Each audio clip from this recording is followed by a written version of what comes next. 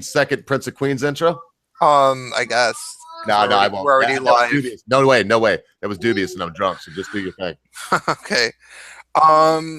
So hey everybody, I'm here live on my channel, which is Prince of Queens. I think you probably know that.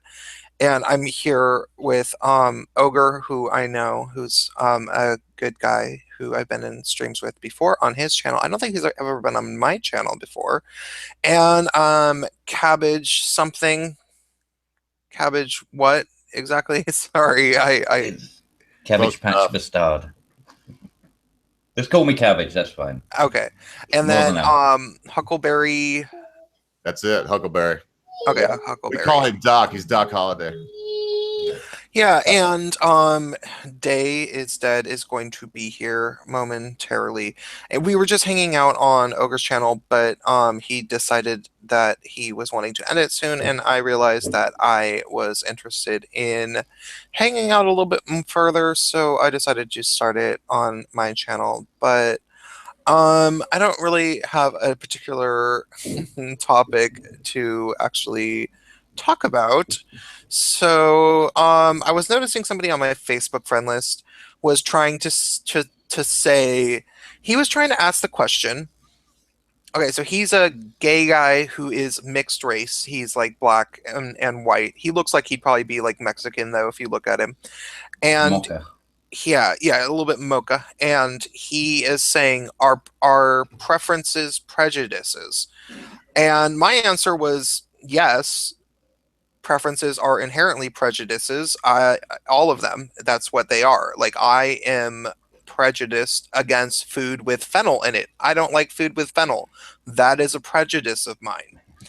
And he's trying to say no, it's different, because I guess to him a prejudice means it's a bad thing, but it's like, to me, a prejudice and linguistically, and maybe I'm wrong, I'm not a linguist and I have not studied the word origin exactly of the word prejudice, which I like to do. I like to, if we're going to talk about word meanings, like if we talk about racism, for example, when people try to change the definition of the word racism, it's like, no, you don't get to just do that, because it's race and ism. It's not white structural powerism or whatever, so like, I think that the word prejudice means prejudge. When you judge something, that's what it sounds like to me.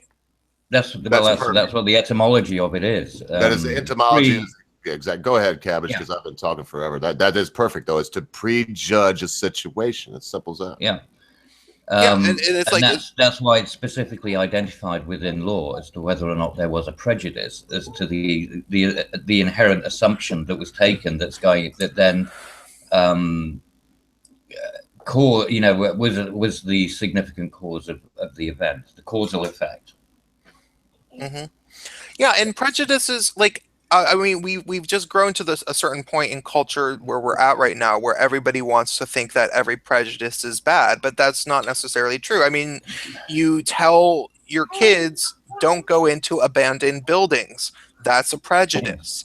It doesn't necessarily mean that every abandoned building is going to like fall down on them, but some of them might, which is why you tell your kids not to go into abandoned buildings. Well, I wouldn't really call that a prejudice. Yeah, no, I just say that's just that's just common sense. But you wouldn't tell your kid not to go into a McDonald's. No, I would. The fennel argument. Well, yeah, a lot of people would. The fennel argument. That's really preference as opposed to a prejudice. Well, but I prefer not to have it in my food. Well, okay, but I'm saying like but it's a preference based on a prejudice. Like, I mean, there's a chance that there's going to be some food with fennel in it that I actually like, but I've prejudged it because I just hate fennel a lot. But like, maybe somehow. All right, so you're saying that maybe that dish in that combination actually might be quite nice, but you're just not going to do it because you have a predisposition to not liking. If somebody tells me there's. Yeah, if like I for example, I usually like. Still think you're stretching the word there a bit, mate. I don't see how though. I mean, it's like when I look at a menu, if there's something that looks really good and it's all like, you know, some dish like let's say it's like venison or something, like venison's pretty good meat, and everything else in it looks really good, and then all of a sudden I see that there's fennel and I'm like, God damn it, I'm not going to get this dish. I'm not going to order it because of the fact that there's fennel in it, and that's a prejudice. And okay, so we're losing viewers talking about this, so we should move on to a different topic. I'm sorry, but yeah, serious. I mean, and this one. Well, actually, this topic is you know, the abuse of language. You know, the abuse of language is so constant. It really does get me as an English person. Hey man, what I want to know is what the fuck is fennel before we move on. Oh, fennel, it's like herb. It's like seed, licorice. Right? Oh, okay, never mind. Like black licorice, like anus. Yeah. Okay, like the black anus. Nobody likes black anus. Yeah, it's weird. You know, and the reason I don't like fennel, I might have not had a massive distaste for it, but there was this one time that my mom got fennel toothpaste when I was a kid, and so I had to fucking brush my teeth. I can't imagine that. Oh my god, it was traumatic, and I was like, "Mom, really? Like, this is awful. Can you just get other toothpaste?" And she was like, "No." So I had to brush my teeth for like 3 or 4 months with that fucking shit. Oh, it was so bad. Is that even deterred you from doing it? What? That's like deterring you from oral hygiene, isn't it? You know what I mean? That's like a torture. Like, I'm gonna go harass. Think that the last thing you're going to supposed to be here. I'm gonna go get on her number. She'll come. She's probably using the bathroom or something. Oh yeah, okay. Well, I'll give her 5 more then. I don't know. I mean, she know one thing. She does struggle with some shit, so I don't know. As far as I know, she just like laid down and had 3 beers and like fuck them all. But I think she'll enjoy it. There she is. Look at that. You speak of the devil. I'm back. Oh, you were saying something about me? She's a lady of a not word. I. The prince was saying that if you didn't show up, you would be like a lousy, you know, liar. That's all. That is not at all what I did not say anything like that. Damn you, Prince. No, he said that he was gonna harass you to come, and then and I said that you'll be here in a second. No, that was totally just a minute. And fennel toothpaste is gross. She knows what kind of cocksucker I am. Have you ever had fennel toothpaste? Yeah, I have. It's traumatizing. It's like obscenely gross. And it stays in your mouth. I love fennel, and I love black licorice. Nobody I know likes black licorice. I love it. I can't handle it. Fennel toothpaste is gross. I'll get like root beer float, the vape juice, and it always tastes like black licorice. It's fucking gorgeous. Oh man, I'm gonna have to try that. Vapes. So I was supposed to be looking at the chat, but I cannot. Oh, that reminds me. I'm gonna go right now, Prince, and I'm gonna put this on private because somebody just showed up that reminded me that you didn't want some shit. So I'm gonna do it right now. Oh yeah, brother. That would be cool. Yeah, I don't necessarily in fact, screen share it if you want. I'm gonna go into my vid. Anyway, I won't talk while I do it. Thanks. No, man. Thanks for coming by the show, bro. You could even just probably put it on unlisted, really. Well, I will, but I'm actually, because too many people got it, man. So if I put it unlisted, okay, you dig it. So I'm gonna put it private until I can download it and chop that out. It's on private right now. Just save changes. You could try to go to my thing and see that there's no way you can. But okay. I really appreciate you coming on because the cross pollination. And look, Prince, you heard it today. We're gonna have Sargon on next Monday. I don't get a huge bump when, you know, big guests so far when big guests come on, but I do get a bump percentage wise that if you got the same percentage bump just for being on and saying, hey, I'm fucking Prince of Queens. What do you think about this, Sargon? I mean, I'd be more than honored to have you on, brother. Awesome. I'd love that. Oh my God. Perfect. I just got a bunch of tweets. Jesus. Why are all these people tweeting at me? I didn't do it, bro. I hardly ever tweet you. You know it. Popular. I don't even know you, honestly, really, from, you know, Adam, Prince of Queens. But, I mean, you're gracious enough to let me in here. We had a decent conversation. So, I mean, I already love you, man. Yeah, you got to sub to him. You'd love him, man. His shit. Anyway, I'll let him tell you about it.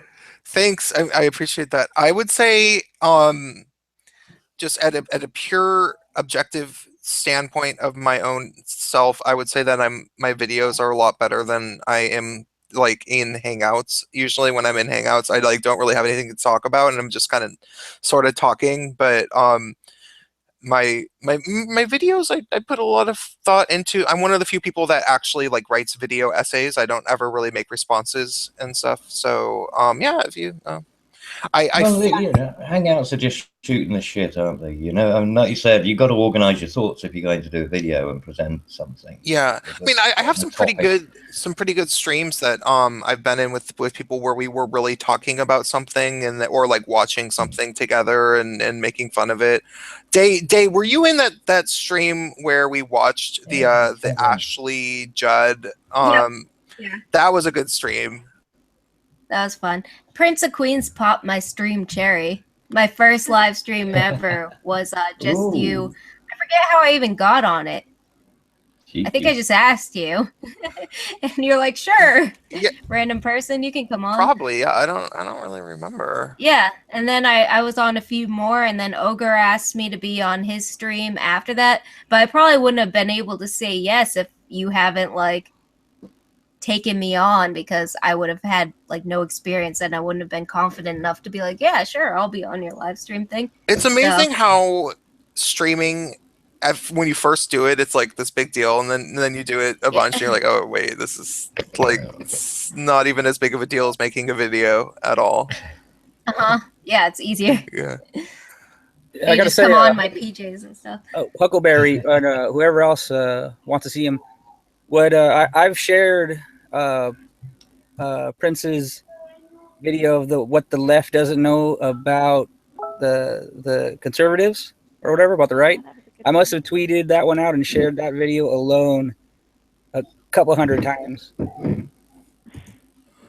Well, it's kind of awesome. I love that. Thank you for saying. Sorry, I was just reading the chat, but that's really wonderful to say. Like, are you? Do you consider yourself right leaning?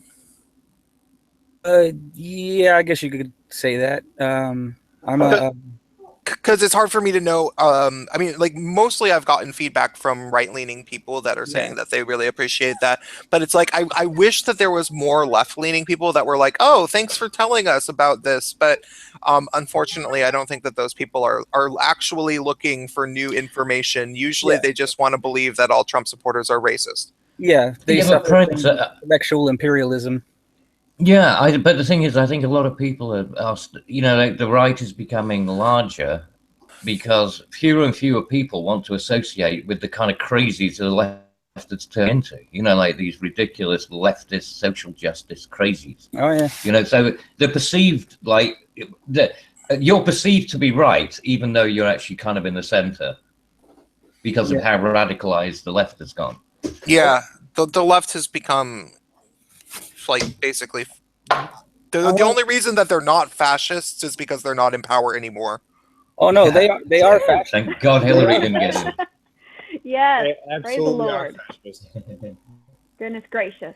Yeah, they showed themselves. Like they showed what they would, you know, during the election, the way the election was handled. They showed what Hillary Clinton was willing to do, and it was no good. Like they showed their true colors. YouTube, if Hillary Clinton got into office, our channels would probably all have been nuked by now. Oh yeah, and you'd have probably been abducted and shoved in a FEMA camp by now. I would not be surprised. It would have been civil war right now. That's not a joke. Well, and I think you said it pretty well over on Ogre's stream, Prince, about, you know, how they are really fascist with the guy who got shot out in Washington State, because that individual, how he got surrounded, and, you know, they started, you know, throwing things. And I mean, you could speak on it better than I can because obviously you were there, but you pointed out how they were very, very fascist in the ideas, you know, where if you didn't agree with them, you were basically going to get beat down. Yeah, well, and it wasn't even if you didn't even agree with them. They didn't even fucking care. If you even wanted to go into the event, maybe you did agree with them. Like, maybe you hate Milo Yiannopoulos and you wanted to go into the event so that you could get on the question and answer period and call him a gay fascist in front of everybody. They would have still probably tried to block your entrance, and they still might have attacked you because they didn't have a concept that it's like okay to have freedom of speech ever. Like, to them, that like they are thinking in a fascistic mindset. The only reason that they're not total fascists is because they don't have power. Like the politicians are no longer supporting them. So, and no, granted, I will say one to the favor of the Antifa people, and I'm probably going to make tonight's video about this because I've been meaning to make this video for a while, but I'm fine. I rested well last night. I slept well. I didn't drink at all, which is, not that I probably drink about 5 nights a week, and I want to make a video about it'll probably be called The Real Problem with Antifa, but what it will just be, one. Well, yeah, the real problems. Yeah, that's going to need to be a series. Yeah, but what it's going to be is because I know people who are into this kind of shit, and I have for a very, very long time. I've known this type of anarchists for a long time, and I'm going to try to find some sort of common ground, because the other thing is, I know that Antifa people watch videos of skeptics, if you make a video about Antifa and you have Antifa in the title, people watch it. The Antifa people actually watch it because they're super paranoid and shit. So this one guy was talking shit to me the other day and being like, I heard you were talking shit about my mates, the Antifa, blah, blah, blah. So I'm pretty I mean, I don't know for certain, but I imagine that if I make this video, at some point they're going to watch it, and I'm going to try to level with them. One of the things I know about them is that they are largely not Democrats. A lot of people think that they are, that they must have been Hillary supporters or something, but that's not actually true. Most of them hate Hillary Clinton too, but they think that basically all government is awful, and they think that we live in this weird white supremacist blah blah blah blah blah. Yeah, a lot of the anarchist movement merged with what Antifa is now. Or I think actually it's the Democrats and stuff that started hanging on to the anarchists. Well, and now they're one. Well, what it is I've done a lot around and on Antifa, and I'm gonna get a bunch of data out there for you. But I like to put it like this: most of them started off as socialists. These socialists that got militant, or they're not military, but the ones that are a little more crazy, they go Antifa or anarchist, which is both the same. They're all kind of one big group. The real Antifa, there's most of them are just brainwashed college kids, but there's a few really, really, really dangerous ones in the mix. They're the agitators. They're the ones you got to worry about. The rest of them are all just brainwashed, and literally they just chant their nonsense. Most socialists are the I don't know how to put it, pussy Antifa. well, do you think Antifa light? Yeah, Antifa light. There you go. Well, you know what? I can't say anything, but there is nothing but pussy. I'm listening, man, but there's nothing but pussy Antifa. When I see what they did, I've watched that thing with the fat reporter, man, where they knock him out, the guy rushes back. They're a bunch of cucks, man. If they ever run up, I pray for them if they run up against some real people, because they'll be that happened at Huntington Beach. They got their asses whooped. Yeah, they did. Yeah. I love the shortest revolution ever. And with the shortest revolution. I don't know what the hell is the deal with the agitators and exactly who those people are, but it's kind of they get this the random people, the people who are just SJWs and who think that we live in they think that we live in a white supremacist genocidal nation anyway, but ultimately patriarchy. There's some people that are like this, that they will protest no matter what. They will always the protesting is the end goal in itself. They will always have a problem with things, and they'll do it anytime that they think that there's enough of them that they're going to have safety in numbers. So any excuse that they can have, they'll do it. The agitation, though, is too easy to explain, because when they do agitate certain individuals to a point where they do strike back in a physical sense, that gives them then the argument of, well, look how evil they are. Look, they are these alt-right Nazis and this and that. So they're trying to get you to fight. Yeah, that's why they use agent provocateurs, right? That's the whole just point of an agent provocateur. As long as there's cameras around, they can get it on film, and you know all the reporters will report on it. Oh, look, they're attacking us, and you know they're marginalizing our existence, whatever. Yeah, and victim status, right? It's victim claiming. It's yeah. It's like it's very childish. It's like I remember my a roommate of mine, she was a nanny of these two kids, and I met the kids before, and the little boy was older. He was like maybe 1 or 2 years older, and his little sister was such a cunt. She was the most obnoxious little girl. Like I ended up spending the night one time over at the house for whatever reason. Like I was sad because I had a breakup or some dumb shit. So my roommate was like, well, you can come over and hang out with the kids that I nanny. And I was like, yeah, I might as well, like, so we like played some stupid game, we pretended to play ice cream shop. And I was like, it was perfect way to get my mind off being, in a breakup. And but I just remember thinking like, God, this little girl is obnoxious. And I said that to my friend, and she was like, yeah, I told the mom that you said that. I was like, I had said, yeah, I enjoyed Joshua, but Hanny is probably my less favorite of the two kids. And my friend told that to the mom, and the mom said, yeah, I kind of have that thought every day. So oh. Okay, so that's what this little girl's like. And I said, but back to why I'm telling this story is just that there was this one day where the little boy did something bad, like maybe he hit her or something, so he had to go on timeout. But the little girl was such an obnoxious cunt that, and like the rule was that they had to be separated, and they weren't allowed to touch each other. But the little girl was going over to him and trying to like invade his personal space, like where he was on timeout, and she was putting her head in, like trying to touch him with her head, and he was just trying to get away, and she ended up falling on her head. And my friend is like, I'm not gonna feel sorry for you, like you like.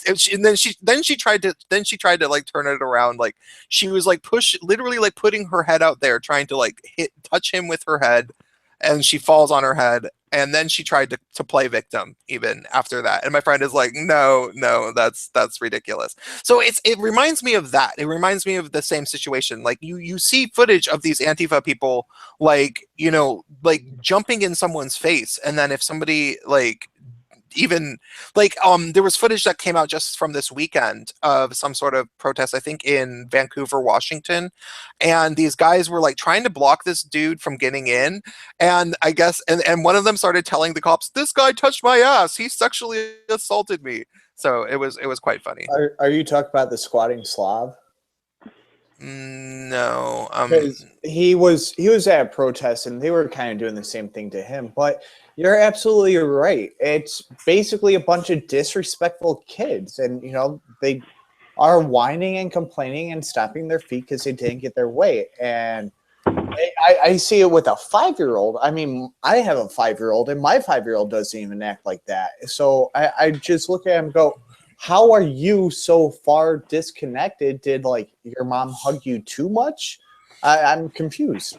Yeah, and like I can understand people having dysfunctional relationships like that with, maybe people that are close to them, like maybe people having shitty relationships where they treat family members or their boyfriend or girlfriend like that.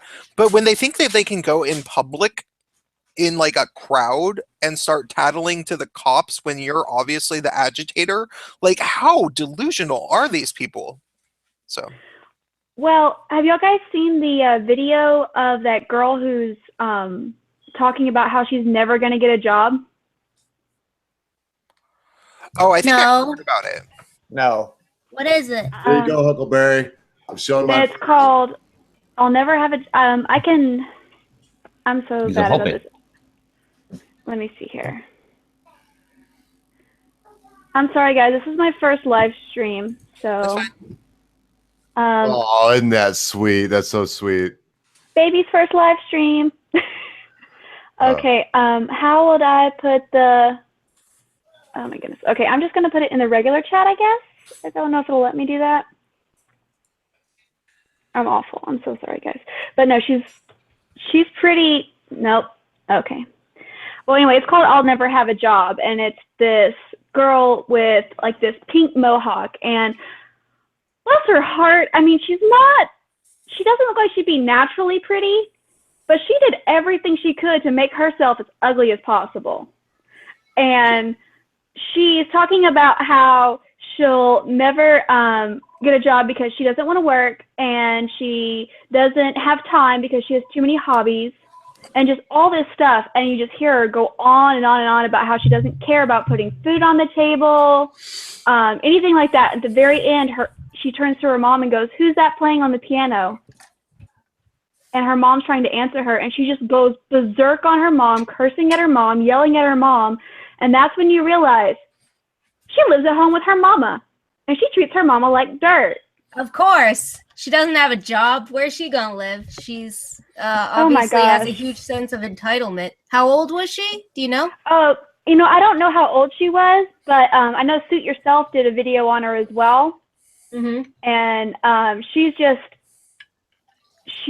awful. She reminds me so much of my oldest sister before she got her brain together. But yeah, I understand the whole sense of entitlement thing for that group of people. I mean, my sister's like, she says 40-ish, and I'm like, chick, you 43. Come on now, you're not 40-ish.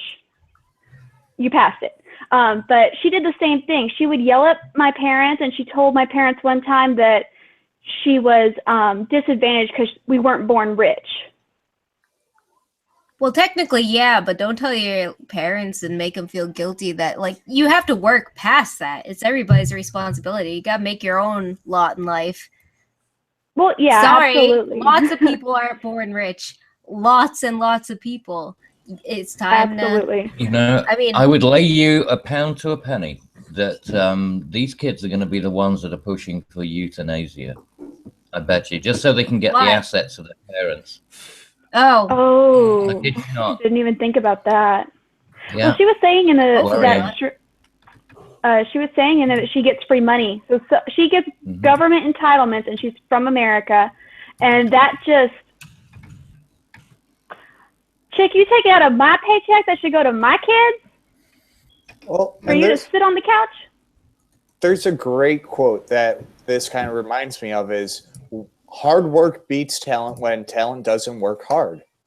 Very good. Yes, absolutely. Yeah. Very true. Yeah. Also a good quote in the same line, in the same vein, which is, no matter how brilliant and talented you are, if you don't work really, really hard, you're always just going to be somebody that could have done something great. Mm-hmm. It's true. It's what I've been trying to tell myself, to push myself to do YouTube videos. It's like, I know I have potential. YouTube has been the first, as you guys might be surprised by this, but like, YouTube has really been the only thing where I've been able to use my creative talent and actually like make money so far consistently. I mean, I did theater and music, like music production and electronic music production and singing, and Days heard my music. And I did countless projects with countless people, but I did it in the Bay Area. Maybe if I was in LA, I might have been making money with these, vocalists and stuff that I was working with. I doubt it, because then there's even more people flooding the market, and it's just like, ugh. Well, and people pay for shit in LA. Like, people go and they're like, I'm going to be a model and a singer and a blah, blah, blah. And then you can go on Craigslist and like, put a sample of your music and get people that are willing to throw $500 at you if they think your music is good. That's just how LA is. But it's not like that in San Francisco. San Francisco has no market for music producers, but there's a lot of people who move to San Francisco who want to be a part of like party scenes and stuff. So if you're going to be doing art in San Francisco, you're just not going to get paid. And that's just how it is. Like, people know that when you're in San Francisco. So I was constantly working. I produced endless amounts of songs. I put out 4 albums, or 4 releases, 2 6-song EPs, 2 full-length albums on an actual record label, and then countless theater pieces and performance art things that I don't even really remember anymore because I was always wasted. But I almost never really got paid. And there's a whole lot of people out there in the world who think that I'm just some like lazy ass person because like they knew that I was able to get by, but like and they didn't understand how much work really went into like my music. But now that I'm doing YouTube videos and like, you know, I'm actually am getting paid a decent amount, like I do pretty all right for, I'm not sure about, you know, what's going to happen this month from payment due to the boycott, but you know, I considering how few subscribers I have, if I grow to be, say, 50,000 subscribers within the next year, which I don't know if that is necessarily going to happen, but I wouldn't say it's unlikely considering how fast I've been growing. And the money totals up accordingly. It could easily be a full-time job for me, but it's also because I upload almost every day, and it's just interesting. But I don't feel like I'm particularly, I mean, I'm working a little bit harder than I probably was when I was in San Francisco working on music and theater, but only a little bit.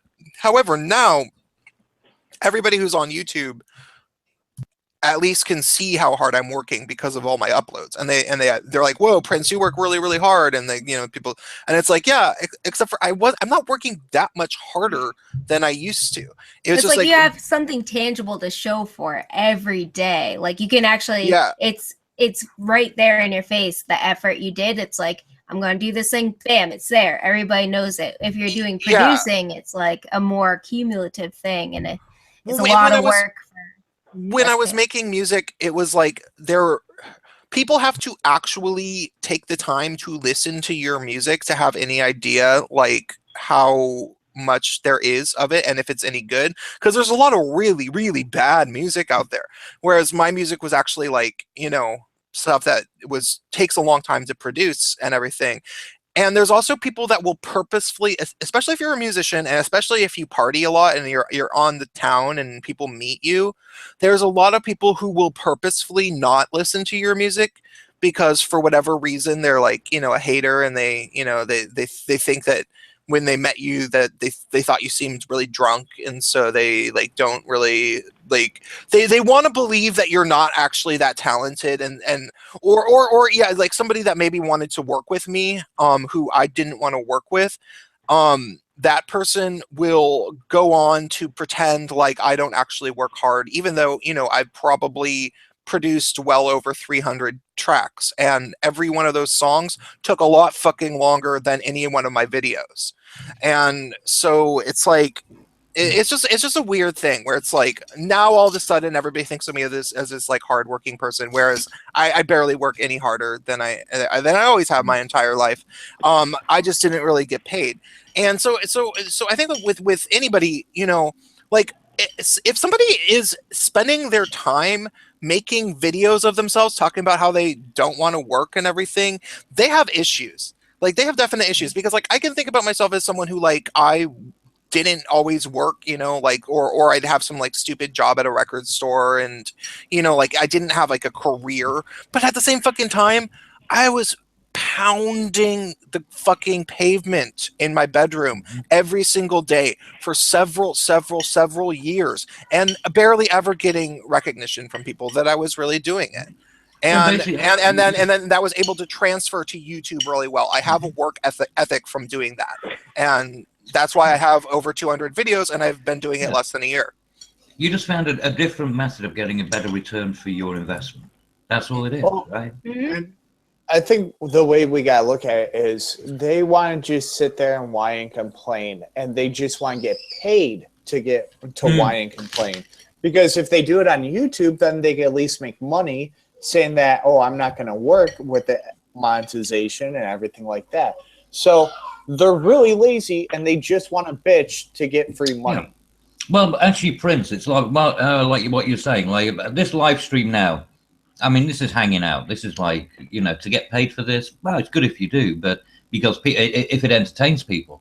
But when you're actually scripting things, when you're writing them down, you've got to practice, research, you know, research a topic, all of the other things that go into it. People don't really realize the amount of off time that you have to do in order to compile something like that.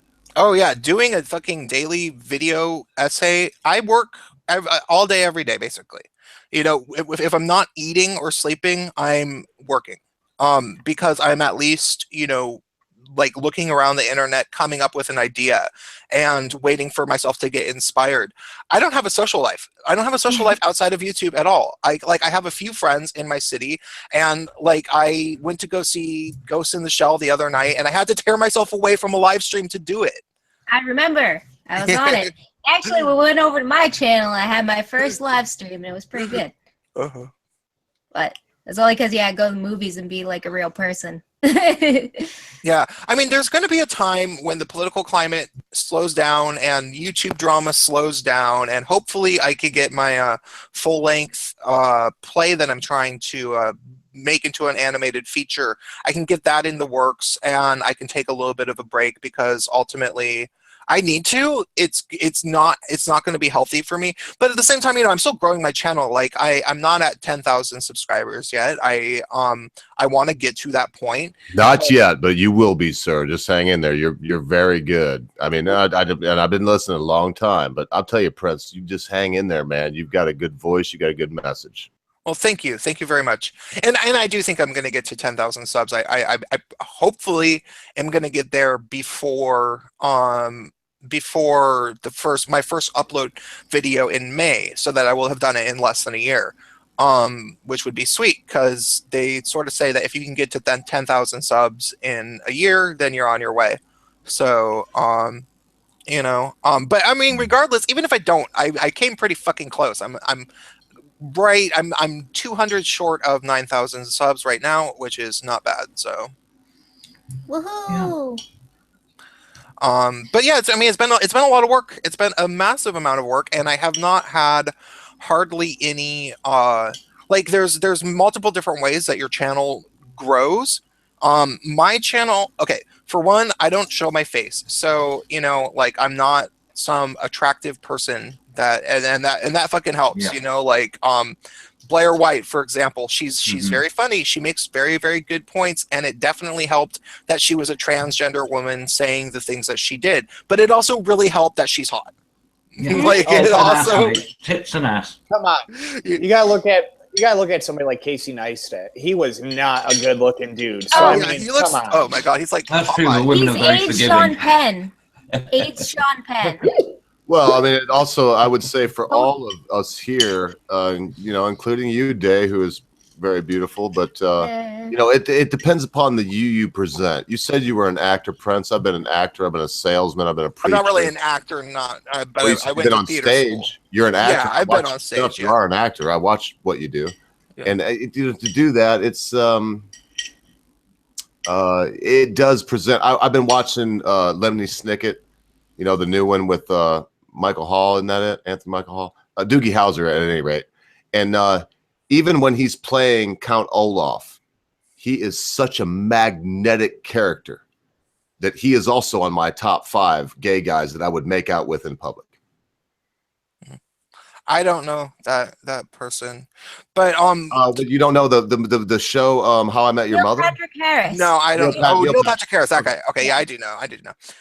But so the other thing I was going to say is that there's a few different ways of growing your channel, and this is what everybody should know if you're going to a YouTuber there, and this is something that I am glad that I did. So you can be a cute girl. You can do the day thing that we have going on. It helps, you know. It doesn't hurt. But ultimately, that gets you a certain type of subscriber. And then the other ways to grow your channel that you can get, you know, big bumps from are making response videos. If you make the response video to a video that is going viral, you can potentially get a whole shit ton of views. So if some queer kid stuff bullshit comes out and you're on it immediately, you're going to get a whole bunch of subscribers because you're going to be one of the first people that made a response video to that fuckery. So there's doing that. And then there's getting involved in YouTube drama, where you make a video talking shit to somebody big, like Onision or something. That happens. Oh, everybody does that. Yeah, and so those are that, and then you can also get shout outs from big channels. Bearing, for example, is very receptive to smaller channels. If you hit up Bearing and say, hey, I want to do a collab with you, or I made a video where I talk about you, will you look at it? Bearing is very likely going to mention you in some way or another, because that is one of the things that Bearing likes to do as a YouTuber. All of those three things are ways to grow. And you can grow very quickly that way. Like, you can get 1,000 subscribers overnight if Bearing shouts you out, and that can happen. I very purposefully avoided, for the most part, not 100% entirely. I mostly avoided those three things where I did not get involved in YouTube drama. And if I did, like, I made the video addressed to Milo Stewart. I made one about Leafy and Milo Stewart when I was micro channel, probably before I had 100 subscribers. And I made the one addressed to Milo Stewart where I was just being nice. It wasn't a response video. I was like, look, I am worried about you. But other than that, like, I didn't do those three things. Instead, I just made the videos that I wanted to make, and let my channel, let people find my channel, and I didn't try to get bigger YouTubers to really shout me out. And the ones that did, like Irate Bear gave me a shout out in one of his videos for like the top 10, smaller anti-feminist channels or some shit like that, and like that was really cool. But Irate Bear is my friend. Like, we had actually been in numerous streams, and so it wasn't something where I got like some sort of like artificial stimulus. Yeah, it was very organic. Yeah, and I'm glad that my channel grew that way, because I ended up. The thing is, you've got reliable subs now, rather than the people who might pop in and disappear. Yeah, they're my subs. They're people who found my channel and liked it for what it was and stayed with me, which is why I get a lot of I get a pretty good audience retention and pretty good audience engagement, and I would not have it any other way. So even though I don't have 10,000 subscribers yet, I really like the subscribers I do have. I love you guys. You guys are awesome. Yeah, that's what I have to say. I have a cat. Yes, I love you, Prince of Queens. Somebody said to collaborate with Based Mama.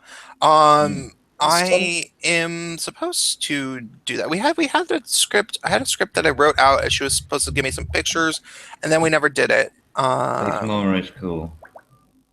So yeah. She's great. She's easy to work with. I recommend it if you get a chance. I work with her all the time. I just actually, in fact, I don't want to say it live because I don't want to. She'll think I'm trying to make her cry. But she did some stuff for me. She got Razor Fist on, and she gets some of the others. She didn't get Sargon actually. But I get these people together, Prince. I don't know how else to say it. I mean, I do that. I'm kind of the glue. But that said, if you get a chance to work with Based Mama, man, I highly recommend it. She's a good friend of mine. We know. And she's intelligent. She has a knack for knowing what's going to be news the day after tomorrow. She really does. And she gives me a lot of my ideas. Yeah. No, she's actually the first person I ever streamed with. She found my channel somehow when I was like, I don't know, probably less than 200 subscribers. And then we became friends, and I met a lot of people that I've streamed with through her. So yeah. It's also interconnected. It's weird. It's cool though. Yeah, it is interesting, and it's interesting, like the way that there's certain people who have, they only have a few thousand subscribers, but for whatever reason they know all these different people that have like a whole shit ton of subscribers. So if you meet that right person, you might end up meeting somebody really, really big, and it happens. It is very strange the way that the YouTube community, like in some ways it's like this really, really transparent kind of community where like you can't really say something about somebody without it getting back to them. But at the same time there is a lot of like behind the scenes talking between like certain people, and it does become very cliquish and high schooly. It's I don't know. It's just, I love it. I love weird, different social dynamics, and the YouTube social dynamic is something that has never existed before. in all of history. So it's like it's cool. I find it very fascinating. Yeah, it's definitely interesting. Like I'm having a lot of fun just meeting new people and like seeing who's going to message me next and like be out of nowhere. I'm like, who's this person? Turns out they're like related to this, not related, but like in touch with this person I know, and it's like, oh, you know this person? This is just weird and cool. We're willing participants in a massive social experiment, really, aren't we? Exactly. Well, and you have somebody said I should work with Blair White. I would potentially do that. We chatted a very, very long time ago. I was one of her first 5,000 subscribers, and I was on a stream. I was on a Hangout with her. But I don't know. I think she's too popular for me now. But if anyone wants to try to make that happen, you guys should try to make it happen. Well, and you have to look at it this way: with smaller YouTubers still getting promoted, it's getting different ideas out there, and it's broadening different people's horizons who possibly did not see that viewpoint or that different opinion before. So a lot of, I think, the kind of social justice warrior type, raging at the computer is going to start to slow down because there is so much, cross chatter and people being able to open up to different ideas on different YouTube platforms. Mm-hmm. Yeah, and I also, what I like about YouTube is that, who's fucking, somebody has a fire smoke detector that's like squeaking, I think. Okay. Well, now all of y'all are muted. So one of the things that happened to the internet is that the corporate powers that the Democrats that are so good at getting control over media and making it all to be partisan and saying they were able to do that to basically all of the internet, and they had their guys, like the worst ones, like the Ezra Klein. Do you guys know who that is? Ezra Klein. Oh, he's the worst. Yes. He's such a fucker. He's like one of the smartest regressives. He's smart enough to very clearly know exactly what he's doing. Like when you watch him say stuff, you know that he probably wrote it himself and that he knows it's total bullshit and that he's lying to you, but he's like getting paid a bunch for it. And it sounds almost convincing if you just don't know any better. Like he's very cunning in the way he's dishonest. He's kind of like Cat Black in that way, where like at first you're like, oh, this guy's smart. I swallow it. But if you know better, then you're like, oh wait, no, he's totally lying. He's in a very elaborate, thought out kind of way. Does he know he's lying, or did he just convince himself that? No, I think he knows he's lying. I think he absolutely knows he's lying.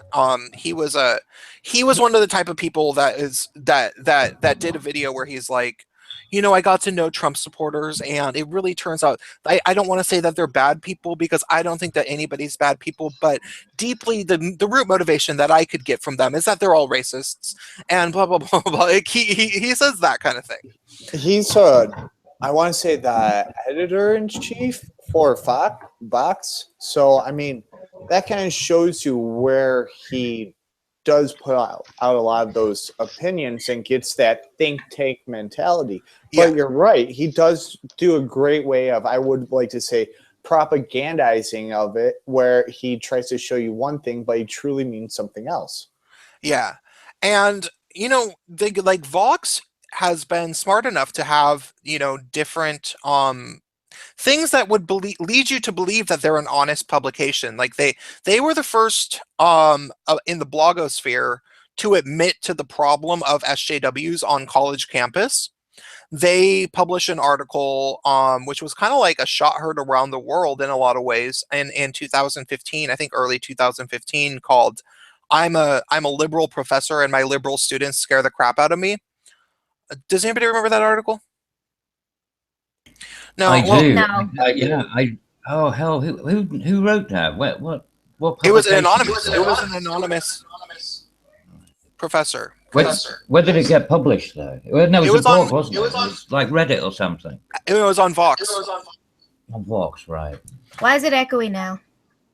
I think it's Cabbage, but think it is. Sorry. Well, Yeah. no, so regardless, yeah, that Ezra Klein guy, he does videos, and he's just so slimy because he's trying so hard to seem like thoughtful and nice, but he's just a fucking snake.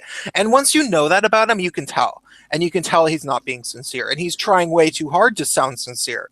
Then you go on fucking YouTube and you find people that are like actually sincere. And that's what's great about YouTube, because it's like the second you find a skeptic type YouTuber person, the skepticism, somebody using skepticism. Sorry, I'm imitating Wizard of Cause, imitating Armored Skeptic now. So what do you think about Armored Skeptic? I think he's boring. I've told you this before. Really? Have you? Yeah, I don't have a problem with him. I just don't like. I've never gotten into his videos. I can understand what people are saying about his whole like ego thing, but like I would care a little bit more if I ever got into his videos. Oh, burn. He gives me. Okay. Do you ever have those people that it's like that you don't have anything against them, but you just kind of always felt like maybe you don't really like them? Like you go into a party and there's some person talking and like all your friends are talking to them and you're like, I'm just gonna avoid that person this whole night for whatever reason. Like they just don't seem cool to me. And you're under no obligation to like everybody. Yeah, some people just rub you up the wrong way. Yeah, exactly. but then at the same time you don't know them, so you haven't they haven't done anything wrong to you. You don't have any real reason to think you don't like them. You just don't think that you like them for some reason. Right. Do you think it's because of bias that you've been like hearing stuff about? No. It was long before that, because I was a fan of. I mean, not like a big fan, but when I discovered Shoe on Head because she had very when I first got on, like started watching anti-feminist videos. Obviously, Shoe on Head comes up pretty quickly, and I thought that she was very funny. And then I figured out that people were saying that people say that Shoe on Head doesn't get her ideas, that the ideas come from Armored Skeptic, is what people say. And so I tried to watch his channel and I just couldn't get into it. So. Well, she started her own thing back in the day and she only had like a few videos. She definitely got more into it once she and Skeptic got together. I say the other way around. No, it's not. It's not. They were totally separate. Like I followed both of them before they met or anything. And they had two very different styles, and they don't live together or anything. They live like one lives in Canada and one lives in fucking Jersey or whatever. I want that burger. Nom nom nom. But yeah. No, I always liked Armored Skeptic's videos back in the day. Back even before he started doing the SJW stuff, and it was just an atheist thing. I started watching him then, and I liked him, and I still like his videos. But I can see how people get irked by him as far as Twitter goes. I love the guy. He's my favorite YouTuber after. Oh yeah, I know, Ogre. I am just not into talking about religion very much. Like I can't really get into it. For whatever reason, I think it's because my dad was always very my dad is a scientist, and he went through a phase where he was obsessed with like talking shit about creationists, and he would actually go to like they would have this is kind of awesome actually. They would have creationists like come to the university that he was a professor at and do a presentation, and he would go and be that guy that would keep asking questions like over and over, like just to be kind of a jerk and like make to embarrass the speaker kind of. But he would not stop talking about it, and just made me like never want to talk about religion ever. So well, that's totally fair. Yeah. You probably heard every single argument against. I won't try right now, Prince, on your channel, but if you ever or your dad ever wants to debate me on the mythos of the Hebrew religion or any others like Loki and Odin or anything, or Valhalla or Elysium, I'll be happy to do it. I would answer any of your questions, and I crush all comers. No, I'm pretty sure it always was just about creationism and how it's not scientifically valid. That was like the only argument that my dad really cared about. Apologists, they don't know the art of debate, brother. I'll just Hey, I have to I'm gonna have to mute myself. I'll be back in about 2 minutes. Okay. Oh, good Lord, Day and I can take over. Somebody can. We'll be right back. Take over, Day. I don't know what to say. I'm hungry eating that burger over there. I gotta say, this is a veggie Whopper, and I'm going on to the fish one afterwards. And I veggie am Whopper. I'm a little humbled about it. Yeah, it's got cheese on it, man. But I'm a lacto-ova. The only meat I eat is fish or something that I raised here, or the old lady's meat sandwich, her tuna taco. I'll eat that. But other than that, I'm pretty much a veggie. Wow, that was, that's my segue. I am honored to be here. Day, you make the show wherever you are. You really do. Oh, thanks. In fact, a lot of people here do, but I'm just going to focus on you right now because it's you have a way with people. Have you ever done public speaking or anything like that, or is it just coincidence? Nope. Okay. Never. That's cool. You have a It's natural just a knack, quirky is what dink. they call it. A knack. Oh, thanks. Don't gush too much. The Cabo's gonna get you. Nah, I'm over it. Oh, Cabo. I was trying to get you to talk so you'd adjust your bra and stuff like you just work because it's so fucking I hot. wasn't adjusting my bra. I was cracking my back. Whatever you're doing there, it's fucking hot. Thanks. I just No, got no, to I would never jump on him when he's complimenting you. I promise you. So that's not a problem. I'm more than happy with that. Certain things I can go with. Okay, that's a compliment from you, Cabbage. I think that's my first one. Now that we went off the rails, I hate Antifa. Mark it in your calendar. Check mark. Yeah, Antifa's stupid. Fuck off. They're just What's he I going? actually want to ask you who your favorite comic book character is. I'm actually not into comics. Somebody What's asked your me. favorite? Okay, our superhero, any kind of video game character. Who's your favorite fictional character? I don't really have one. I don't really have a favorite fictional character. Good Lord, you're hard, girl. Yeah, I I'll give play you a lot of mine. video games. I'm really into The Witcher 3 right now, and Geralt's pretty badass. So that's where I'm at right now. And I like Siri. That's about it. I don't know. Moses is my favorite fictional character. Moses. Deadpool. Like Moses, the Israelites. Uh-huh. I was just trying to be a jackass. I don't know. I have a couple though. It's We know Jesus. Racist It's is Jesus. Daredevil. Can I get No, another man? I'm talking about, yeah, whatever. But my favorite fictional character is probably Batman because he can be hurt and he's human. But if it wasn't Batman, if it was someone with like proper superheroes strength or whatever, it would probably be this guy right here. Oh, I don't. Yeah, I got it. I got it. Save the show. It'd probably be this guy right here. This is a very old action figure, and it's Red Tornado. He's a robot technically. But anyway, there it is. That's my attempt. Red Tomato. Bye. I'm quieting. I'm muting. He'll be right back. Wayne will Ming be the right back. Merciless. Bring back Ming the Merciless. I don't know comics that well. Yeah, I just never got into them. People got hate on this, but I used to be into like anime and stuff. Yeah. I did a little bit, around the days of 2000, 2000 AD, 2001 AD, whatever it was. Yeah, I just couldn't. Yeah, I'm too much of a knuckle dragger to speak on that. Yeah. I mean, I like the films and things, but like you say, favorites. It's just entertainment to me. It's eye candy, isn't it? Really. Dick Balls said first they said Dad is dead, which I like.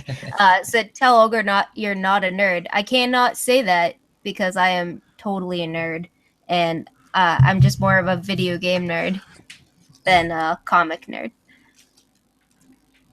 I stopped playing a lot of games because when they went into the online only thing, and half the games you'd buy and it was like online only, and I was like working away from home contracting, and then I couldn't play them anymore. I was sitting in a hotel room.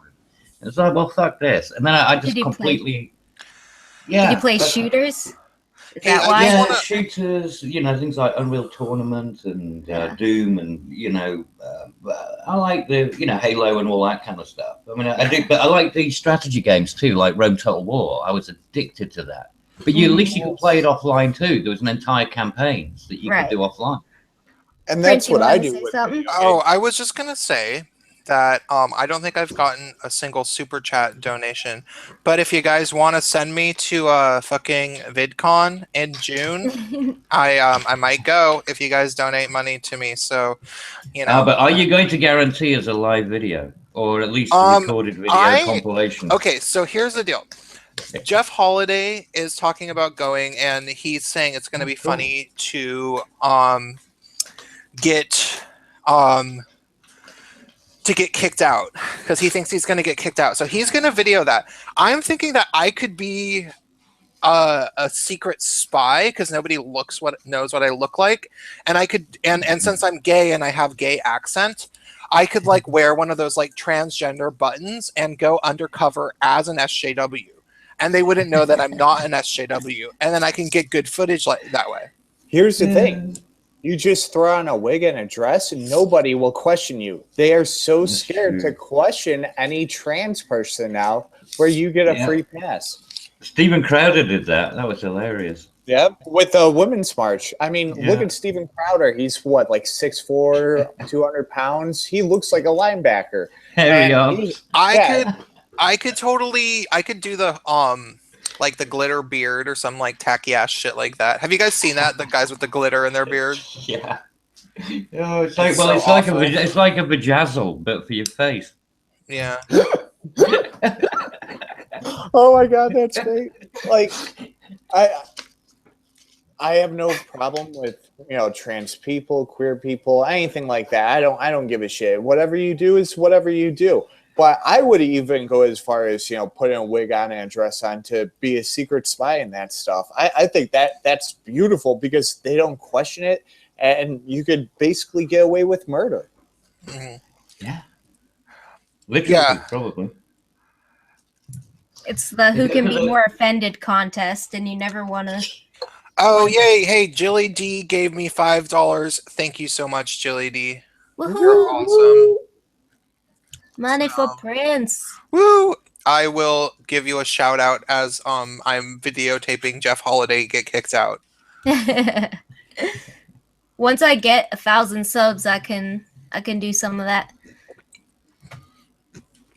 Some of the, what is it called? Super chat? Mm-hmm. Yeah. Oh, you can only do it when you have 1,000? Yeah. You have to wait till you have 1,000 subs and then you're eligible. I didn't even know. I only turned it on just a second ago. Yeah. I'm going to do that. Because I've made 31 cents this month from YouTube. Yeah. Oh my god, don't blow it all in one place.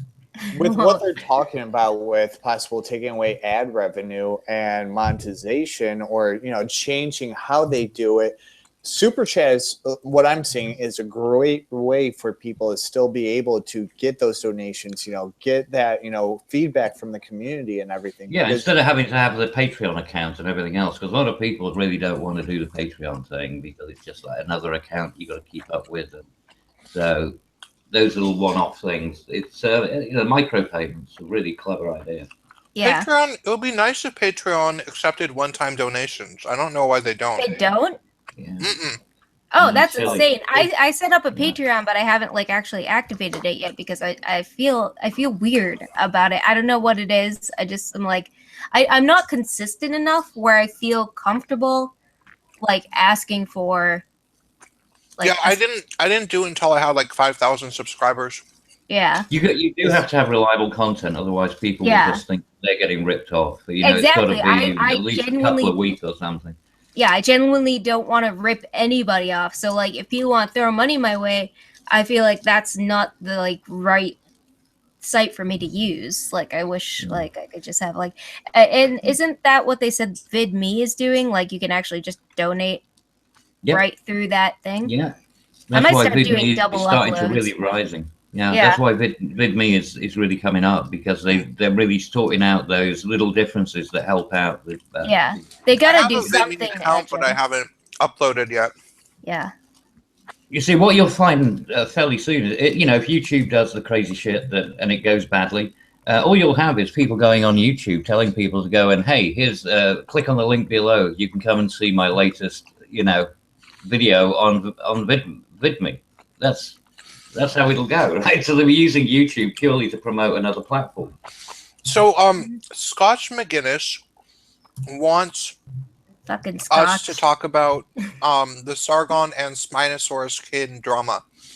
What is which I don't really know that much about. I didn't follow it. I don't really follow Spinosaurus Kin. Spinosaurus basically created a sort of mock account for Sargon and started sort of like doing some lash out things at him. And Sargon found out about it, and Sargon had previously promoted him and was trying to help him and things like that. And so he called out Spinosaurus, and then Spinosaurus didn't realize. He should have just said, "Hey, look, it was just shits and giggles. I'm very sorry. You know, leave it alone. I won't do it again." But he didn't. He tried to sort of double down and say, "Hey, fuck you. You got such a thing, thin skin," which I can also understand in a way. Yeah. Huh. That's interesting. It's very weird. Like, I didn't actually see the context of the beginning. I just know that they were friends, and then Spino made a parody account, Hard On of Assad, and I guess he didn't know it was him, but he knew about the account. But then, what type of stuff was he posting on it? That's what I don't know. That's why I don't get like what the big deal is, because like if it was just a parody and like totally in jest, then that's one thing, but he seemed like really upset about it, so I don't get it. It reminds me of the sort of, who was it, the Disillusionist or someone who got caught by Shoe on Head and just acted like, at least it was like that one died off pretty quick. The Shoe on Head one, do you remember that? Like, what was his name? And he got totally fucking hoodwinked by her. She played an SJW and he just attacked her like crazy. She put on a wig and everything, and she was just like pretending to be someone else. He tried to do like what we do, I guess, and be like, "Oh, fucking pwned, you stupid bitch." She's like, haven't you noticed this is a little bit over the top? I mean, I get it, but it's like just way up here. He didn't get it. No, and he got pissed when he got pwned, and he did get truly pwned. That humbly, be like, "Oh shit, good job, girl." In fact, I would doff my cap to that. Yeah, I love it. That's amazing. As I was saying before, I don't really get into the YouTube drama, and it's not like I'm not a drama queen or anything. Like I probably totally am. I just I guess it's because I still have about 1,500 Facebook friends, and they're like 85% at least sort of SJW-ish. So all I have to do is go on Facebook and see the type of shit that my previous social sphere is posting, and I never want to get involved in drama with YouTube people because it's like they're just so much better to me. Like it's like, so it's hard for me to get invested. You appreciate them more. Yeah. Who needs it? It's just, who needs the headaches? Where does it take you if you follow that line? Like feeding the trolls, we were saying it before. Or you're just gonna get more trolls. I said that. It's also just YouTube is YouTube's where I escape from the headache. So, I said on Ogre's stream, and I'll say it over here. Most of the time, if somebody wants to talk shit about you or hate on you, they're jealous of you for some reason or another. I mean, it might not be. He may have said it in jest, but to take it a step farther and, to really get butthurt over it, there's really no reason for it.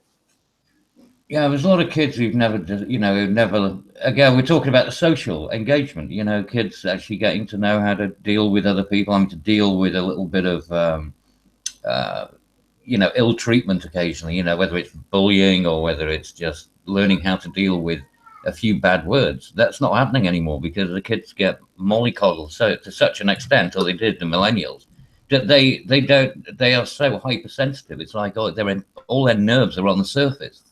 You know what I mean? They can't take a little knock. When I talk to older people like my grandma and grandpa who don't understand what's going on with this culture, I explain to them, these people, they believe in having a social death. If you say the wrong thing on YouTube, if you say the wrong thing on Twitter, they'll crucify you. And then where goes your social life in that platform? It's gone because now you've died a social death. So they are absolutely afraid of it. And that demands collectivism, right? Absolutely. So it's that groupthink that you must think and feel exactly how we do, otherwise we will crucify you. We will ostracize you, and then you will be alone in the dark, starving. And it's definitely, fuck that. I couldn't give a shit. Yeah, and it's definitely not exclusive to certain spheres. It creeps into every sort of quote unquote community. Like it's too much trouble. Fuck it. It is, and it's so petty as well. That's the thing I don't get. You know, it's a level of pettiness. Honestly, I like watching from the periphery, but like I'm not gonna get involved. And if it happens to me, I'm gonna like diffuse that shit right quick. I mean, by like not really acknowledging it. Exactly. You know, it's like Prince said, you know, getting involved with all these response videos where people, I mean, their accounts are effectively just bitching about somebody else on YouTube. I mean, those are the people I resent making money off YouTube, you know, off advertising. You know, fuck them up. Yeah, Lacey Green or anyone like that. That bitch. But, you know, this is why I think in actual fact, if they demonetize those ones and people like yourself, Prince, that will mean that relatively there should be more money in the pot to be able to distribute to people who are actually doing something decent. So it might actually work out in your favor. You never know.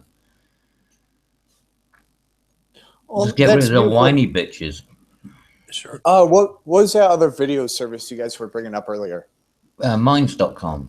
Or no, you mean vid.me. That one. So this is one of the beautiful things about the free market. Obviously, you know, YouTube is trying to turn some people off.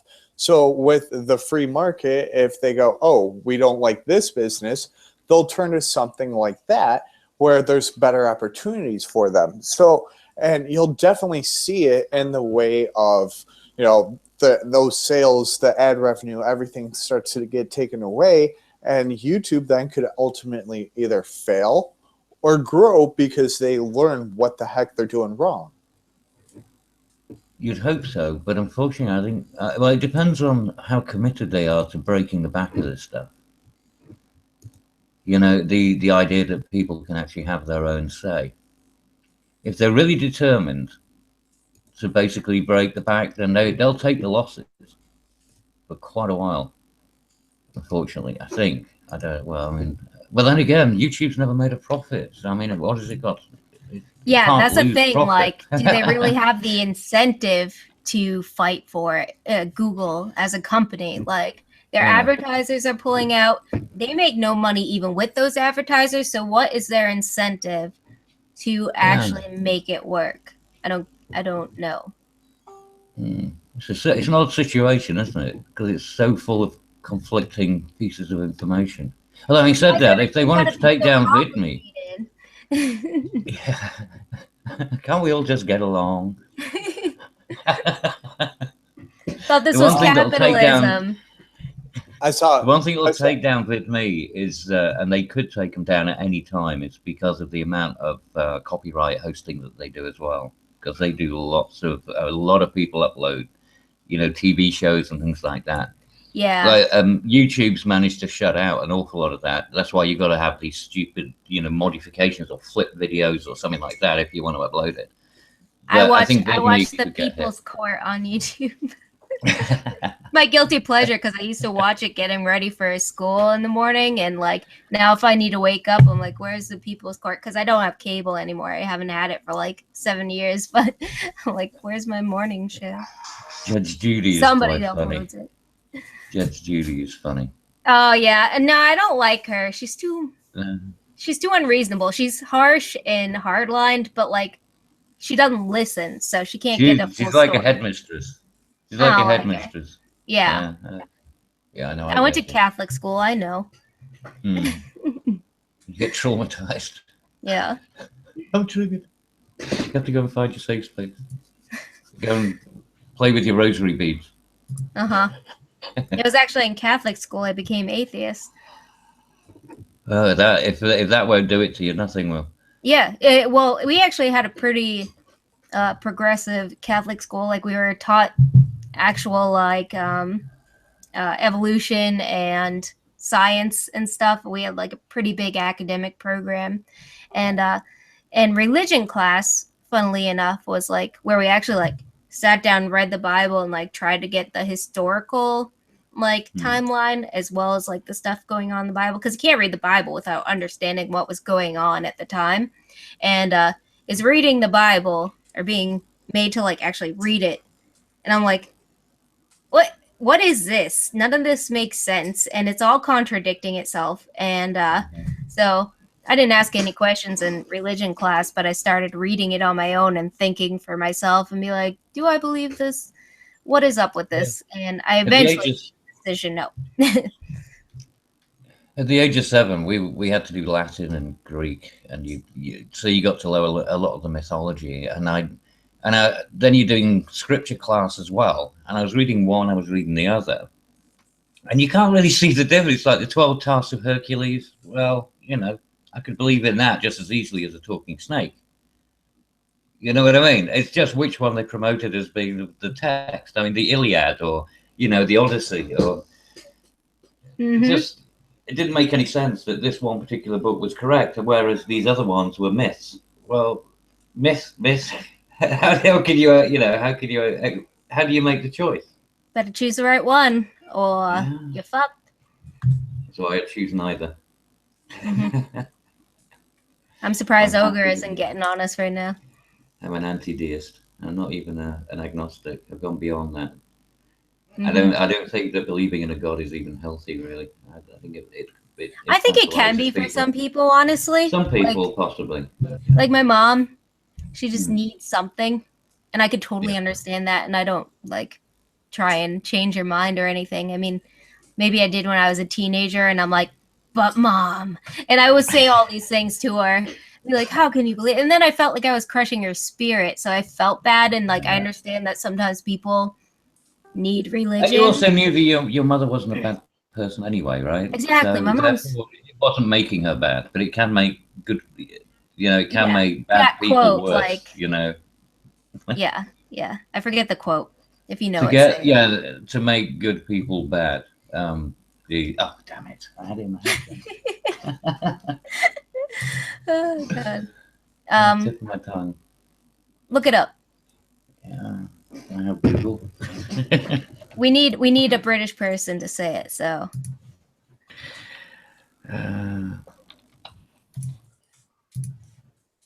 Somebody else talk. Where'd everybody else go? Sorry, I'm talking to some crazy people on the internet. Oh, okay.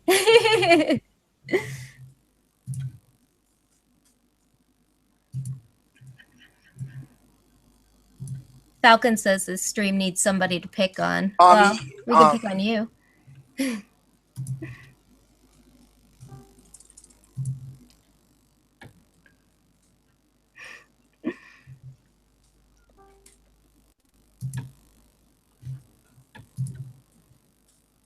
Where's the quote, Cabo? I'm trying to find it. I'm getting the wrong ones here. It's not the ones I'm thinking of. Just do the gist of it. It's like it takes. Hey, Jenny, say hi, Jenny. Say hi. Hi. Hi. Hey, Jenny. How you doing? Oh, it's... shit. This is annoying me. This is really annoying me. This is why I'm never good at quizzes. Okay, Grumpo just gave me the gist of it. Like, a bad person will do bad things with or without religion, but it takes religion to make a good person do bad things. That's it. That's the one. Thank you. It's paraphrasing, but that's yeah. But you guys, I have to go. Oh, I have to go eat dinner. I'm kind of eating right now, and jeez, I don't know if I have much else to say, which is why I kind of left. I cannot believe the audacity of these Antifa people. These people are trying to be like, here, can I?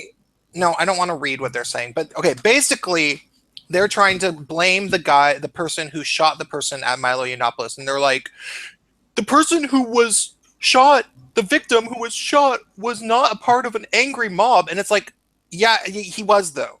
He was with the mob. They were assaulting people. Like, but he wasn't assaulting people. You can't just shoot people because you think they're a part of an angry mob. It's like, so you mean that the mob that he was a part of, he was not connected to, because although he was friends with them and he was with them, he doesn't count. It's like, you people are, I think that they know that they're lying. I think that they know that there is no justification for it. It's like, this was a group of people that was trying to stop people from getting into a lecture.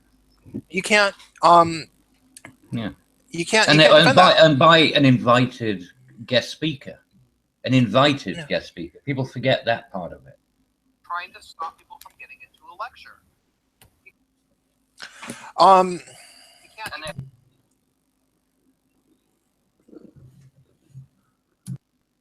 What happened? Huh? Where is everybody?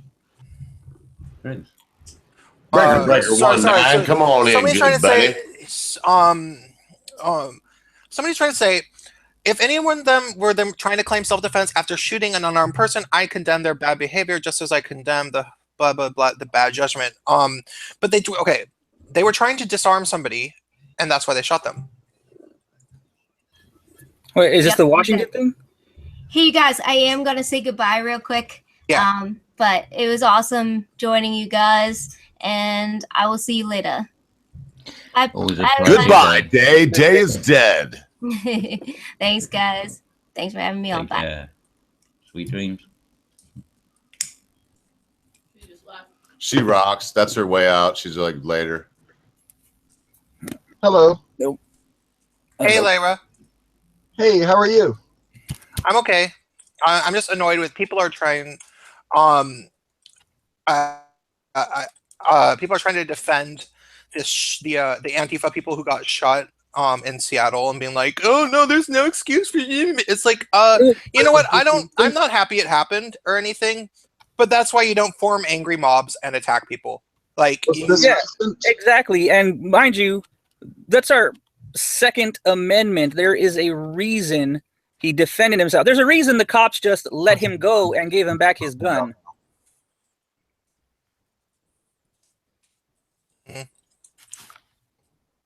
I mean, I don't understand how anyone can't. It's going to happen more and more and more. They can try and, say. Are you talking about the guy that got shot at the Milo speech? Yeah. Yeah. You see, that's in fucking Washington State, one of the most liberal states ever. Yep. And the dude did not receive any charges. Yep. So it was obviously self-defense. Oh, yeah. And they gave him back his gun and everything. They didn't even hold him. It was like, yeah, there was an entire fucking angry mob, and then it was actually him and his wife, and they turned themselves in, and they said that they thought that they were being attacked, and the cops were there. Like there was a massive amount of cops that were actually there, and they clearly were being like, yeah, there's an angry mob of people that are physically assaulting people who are just trying to attend the lecture. So, like, why would the cops not believe their story? Because it's like the cops knew about the angry mob. Yeah, and he was. What I find funny is, right, these are Antifa. They claim that they are anarchists. They don't believe in government. The first people that they run to are the police. Yeah. Biggest touch of irony there somewhere, don't you think? It's irony bordering on hypocrisy. Yeah, no, I'd say full-blown hypocrisy. I was trying to be generous. Yeah, and it's going to keep happening. I mean, they're going to keep trying to do their shit. You'll notice that Antifa really doesn't do that like in Texas or any places that are really pro-gun. That would be funny if they tried. I'd love to see that one. That would be the shortest afternoon ever. Oh, yeah. There'd be a lot of perforated Antifa. Perforated Antifa. Yep. That's a video title waiting to happen. Yeah, they're gonna die of acute lead poisoning. Lead poisoning. Lead poisoning diagnosis rises by 15,000% in Texas. Yeah. Will somebody think of the children? It's their own fault. It's their own fault. It really is. Yeah. Don't attack people that. Well, that's another thing. It's Seattle people. They I was saying this earlier, is that Seattle people don't have any concept of like the fact that okay, every time there's a protest in Seattle, it's whatever cause that they're protesting, everybody agrees with it. Everybody's on the side of Black Lives Matter. Yeah. Everybody's on the side of whatever the fuck. It's largest echo chamber. Yeah, exactly. Yeah, it's even worse than the Bay Area in that way. So when somebody, I can at least find people that I can agree with in the Bay Area. Yeah, Seattle is pretty grim. So they had no concept of what would happen if there was actual citizens. Because like the only time Seattle people ever have to worry about anything is if they start smashing windows and then the cops come and then they get to run away, but that's fun for them. It's part of the game. But with this situation, they probably thought they were going to outnumber the Milo fans 10 to 1. And then it turned out that like the Milo fans, not only were there probably more Milo fans, at least every bit as many. It was a lot of people there from both sides. Yeah. But also the Milo fans weren't scared of them. And so they were like, they didn't really know what to do. And they kept attacking people. And it's like, what you guys want to rumble? Like, you guys want to fucking these, because the Milo fans did not go there to fucking get in a fist fight. They wanted to go see a lecture. So you attack the wrong fucking person, they're gonna shoot. It was like a middle-aged couple, like a middle-aged Asian couple. Yeah. And the wife was like, apparently it happened because somebody tried to grab somebody's pepper spray, and so she shot. And then the person's saying that the person's innocent because he was unarmed, but it's like, okay, but he was trying to disarm somebody. And that's one of the first things they fucking teach you is if somebody's trying to disarm somebody, you shoot that person because they are potentially like, you can't risk them using the weapon on you. Yeah. Well, that's the again, it's, it's not part of the root word, but I mean, you're disarmed. He's trying to disarm someone. So obviously the guy hasn't a weapon or has something, and you can't let him use it. And here's the other thing too, people, I know it was in Seattle, and you're right, like the city parts of Washington, they're all very liberal. It's the echo chamber, blah blah blah blah blah, all this, but surrounding it is all I would say conservatives and right wingers and everything that probably don't even go into the city. Washington has a really good concealed carry. Is a good concealed carry state. Like guns are, pretty well accepted out there. Just not in the little cities. Yeah. And I don't think they much of the city folk go outside the cities to realize that. No. The Seattle and Western Washington people pretty much never do. Yeah. Have you read the Antifa's write up on it? Like how they're saying how liberal, how the right has it's okay for them to shoot us and all this other stuff. No, where's that? Can we? I'll send it to you right now. Could I screen share it on yours so we could look at it? Yeah. Well, I'll send it to you and you can do it. Here, hold on. Let me get it for you. Okay. You in the chat? Yeah. There.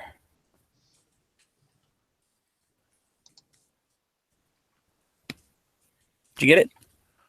Hold on. All right.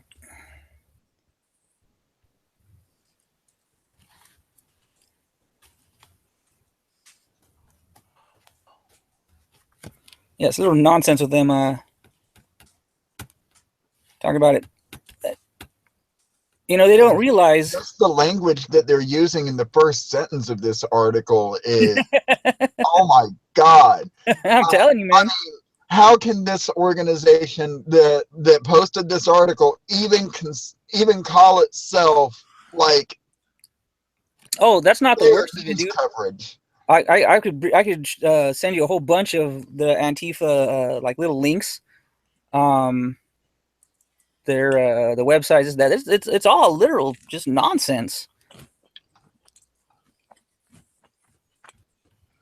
Things on Black Bloc too, like in Europe, Antifa and all that stuff, that they're a little more real out there. Out here, yes, there are some fanatics, I guess you could call them, of Antifa, but most of them are just trust fund kids in college and shit.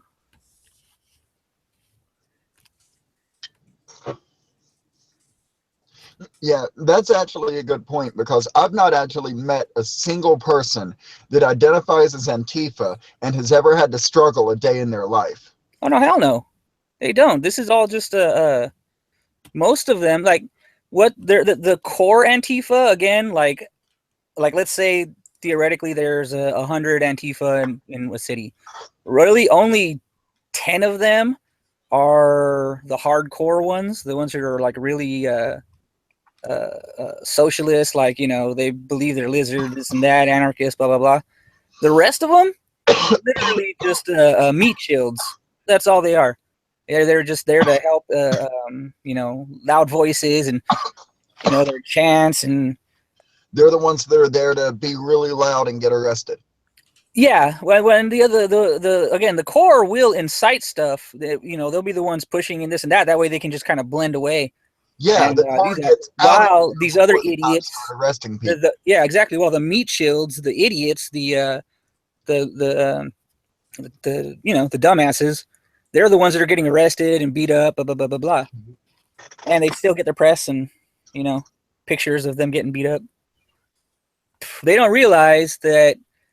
I guess they haven't realized it yet. You know that like Prince was saying, most conservatives or right wingers, whatever you want to call them, they're not afraid to fight. You know, and most of these leftists and, you know, SJWs, they're used to just getting their way and arguing. People say, "Oh, you're a racist," then, you know, most people shy away from it and like, yeah, sure, keep yelling, just don't touch me. But they're learning. They're learning. Hey, sorry, I jumped in a little bit late. I'm at work right now doing some paperwork, but I think you guys are making good points about Antifa in Europe, because I think there's just kind of a longer tradition of working class radicalism there. It's all very cognizant. I mean, the Antifa stuff goes all the way back to the 1930s in Europe. I mean, it goes way back. Yeah, the workers' parties. Yeah, so I mean, it's kind of a different deal. I mean, there are some similarities, but in Europe, it's, I mean, a lot of things are, you know, they're based on mass struggle. So if, like, you know, if the out and out fascist groups show up, then you quadruple your numbers and you know, and you run them off the streets. It's not going out there and, you know, dry humping each other at a Milo event or whatever it is, you know. Exactly. Literally here, literally the Antifa, the anti-fascists here are literally fascists. Yes, they are. And you are branded a racist and a terrorist if you try and tell them that they are fascists. Yeah. Yep. It's all their echo chamber. It's funny. Most of the things I've seen from the left, even on the news, on these guys, whatever, they think that if they say it enough, that it's just going to come true. They don't ever have to believe anything. It's just their little echo chambers control their lives. They're sheeple. Did any of you guys? I mean, did any of you guys go to or know anybody that went to those Trump rallies about a week or two ago? Does anyone have any firsthand accounts of that? Because I got to tell you, like, as much as we beat up on Antifa, I mean, I kind of saw some of the same stuff. I understand that a lot of it was, you know, they were demonstrations in support of Trump because they feel like, you know, the mainstream media is not giving him a platform. But apart from that, I mean, judging from what I saw online and what people wrote, it seemed like it was just a lot of sloganeering and kind of like showing off, fighting with Antifa. It was kind of like the right wing version of what they're doing. And I was just like, what are you guys out there for? Well, no, they were. It was in support of pro Trump. I forget what the rallies were called. So sorry, where did you send it to me? I think they were just MAGA rallies. Oh, it's in the group chat. Okay, so let me I will upload this. And why don't somebody read it out loud? Wait, will somebody else open it and I'll screen share them? Lyra, can you do that? I would rather not, because I've got some other compromising material on my desktop right now. Here, I'll do it here. Okay, because I'll present it all. I just want to finish eating my dinner and then I can pay more attention to this. Sure thing. I've got 3 windows open right now, and I've got to have all 3 of them open. And one of those windows has stuff that I don't want on the internet. I don't know. Are you guys seeing my screen or not? That's a negative, Buckshot. Okay. No, yeah. Here. I apologize for me being away for a minute. I had put my kids and stuff down. Alrighty, let Sounds me. like Prince is eating some cereal. Oh, I forgot to mute.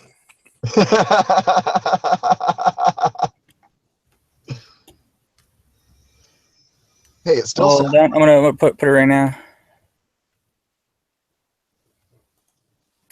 1 second.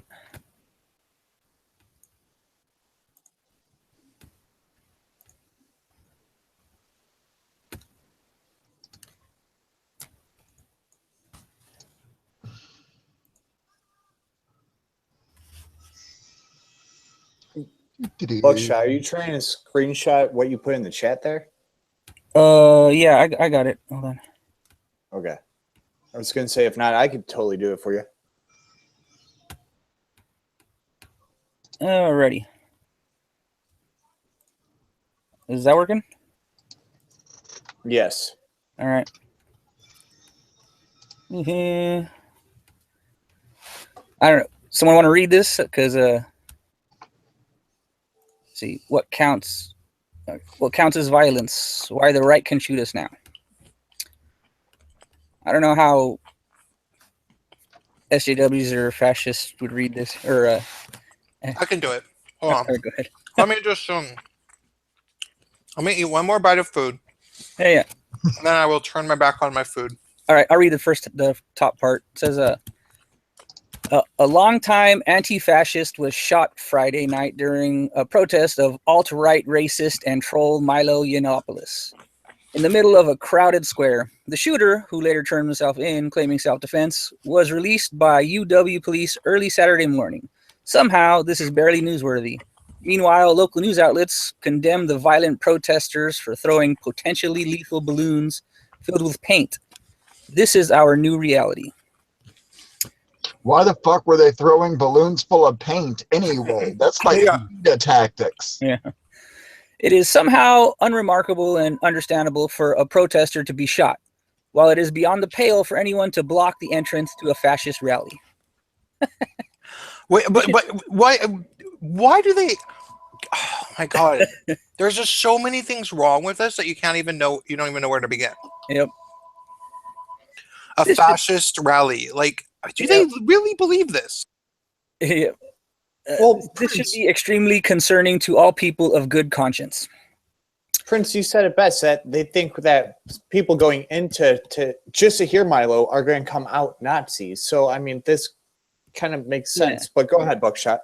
Yeah, it says, there's no platform. That's their whole thing. I don't even think I really, really have a hard time believing that, like, any of these people actually completely believe this shit. Like, I think that there's people that get paid, maybe. There's definitely people that are getting paid to do this. Yeah. There's people who are maybe getting paid from some sort of like Soros bullshit, like who are paid to be the agitators and the ringleaders. Yeah. And then there's all these other people who are like, I actually listened to Milo and I didn't really think he was a fascist, but all my friends are going, so I'm gonna go to this protest because it's fun. See, that's the thing. It's most of that is all the liberal indoctrination of all, not just schools, but the universities. They're indoctrinating. I was like this, and I was like that in high school. I used to go to not even really high school, more like middle school, maybe freshman year of high school. I used to go to fucking protests just because it was sort of like the thing to do, and we mostly like wouldn't even know all that much about the actual issue, and then there'd be some person that was the leader, and the leader would be sort of like telling us what to do, and that person who was the leader was always really weird, like they always had issues, Yeah. They finally have some sense of power, and they have, they're a bit of like Obama was an organizer, kind of. Like, I don't know if you saw any of the videos of the Trump inauguration, when they'd have, like, you'd see, what was it? There was this one little group where they would all gather, and like literally just one guy would yell something and they'd all repeat it, like to gather each other, like a one time they saw the police coming, and like the one guy stood up on top of something and yelled, "There's 32 cops coming here. There's 200 of us," and they just kept repeating that. Oh, and, Buckshot Sancho, you donated money. I didn't even realize. Huh? You donated money to the super chat. Was that you? Oh yeah, no, just shit posting. Oh, thank you.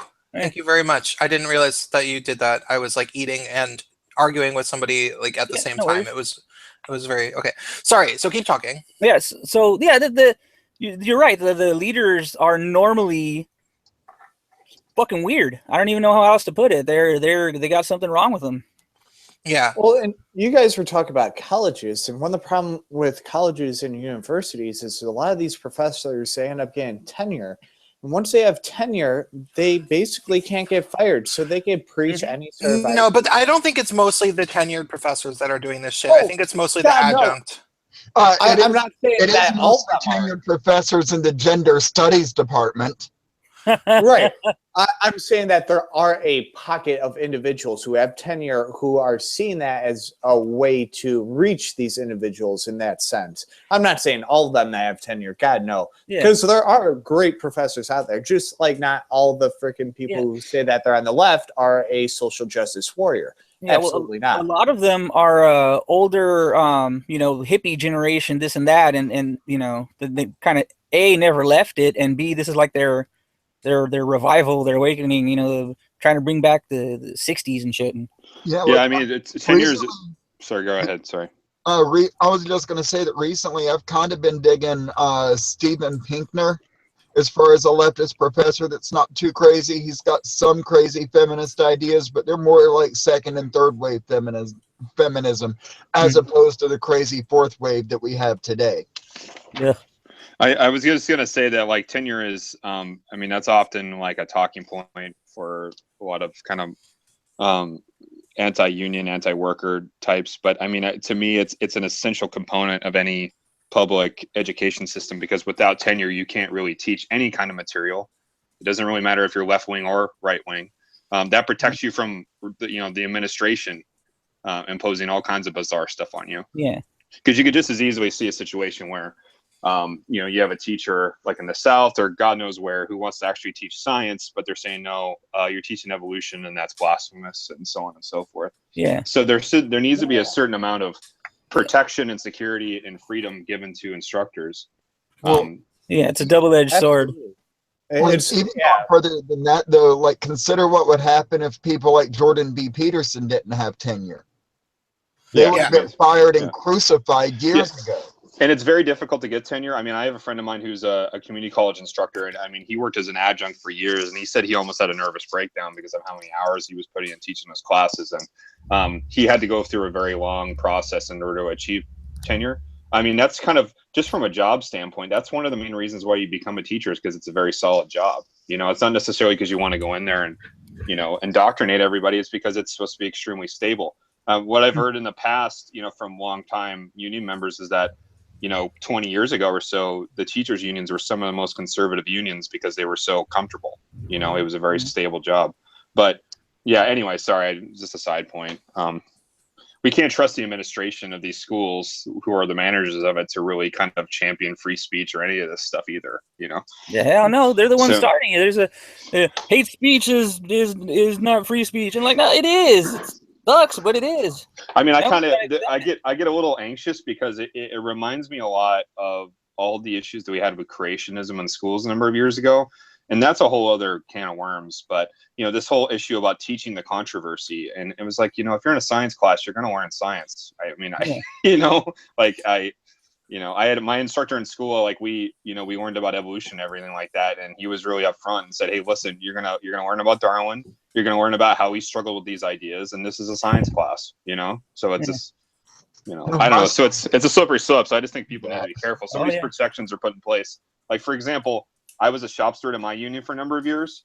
And part of being a shop steward was that I was given super seniority because I work in janitorial and we're in buildings. And the reason why I was given super seniority is because that would protect me from getting yanked out of my building. So I got to actually do my job as a shop steward and represent people.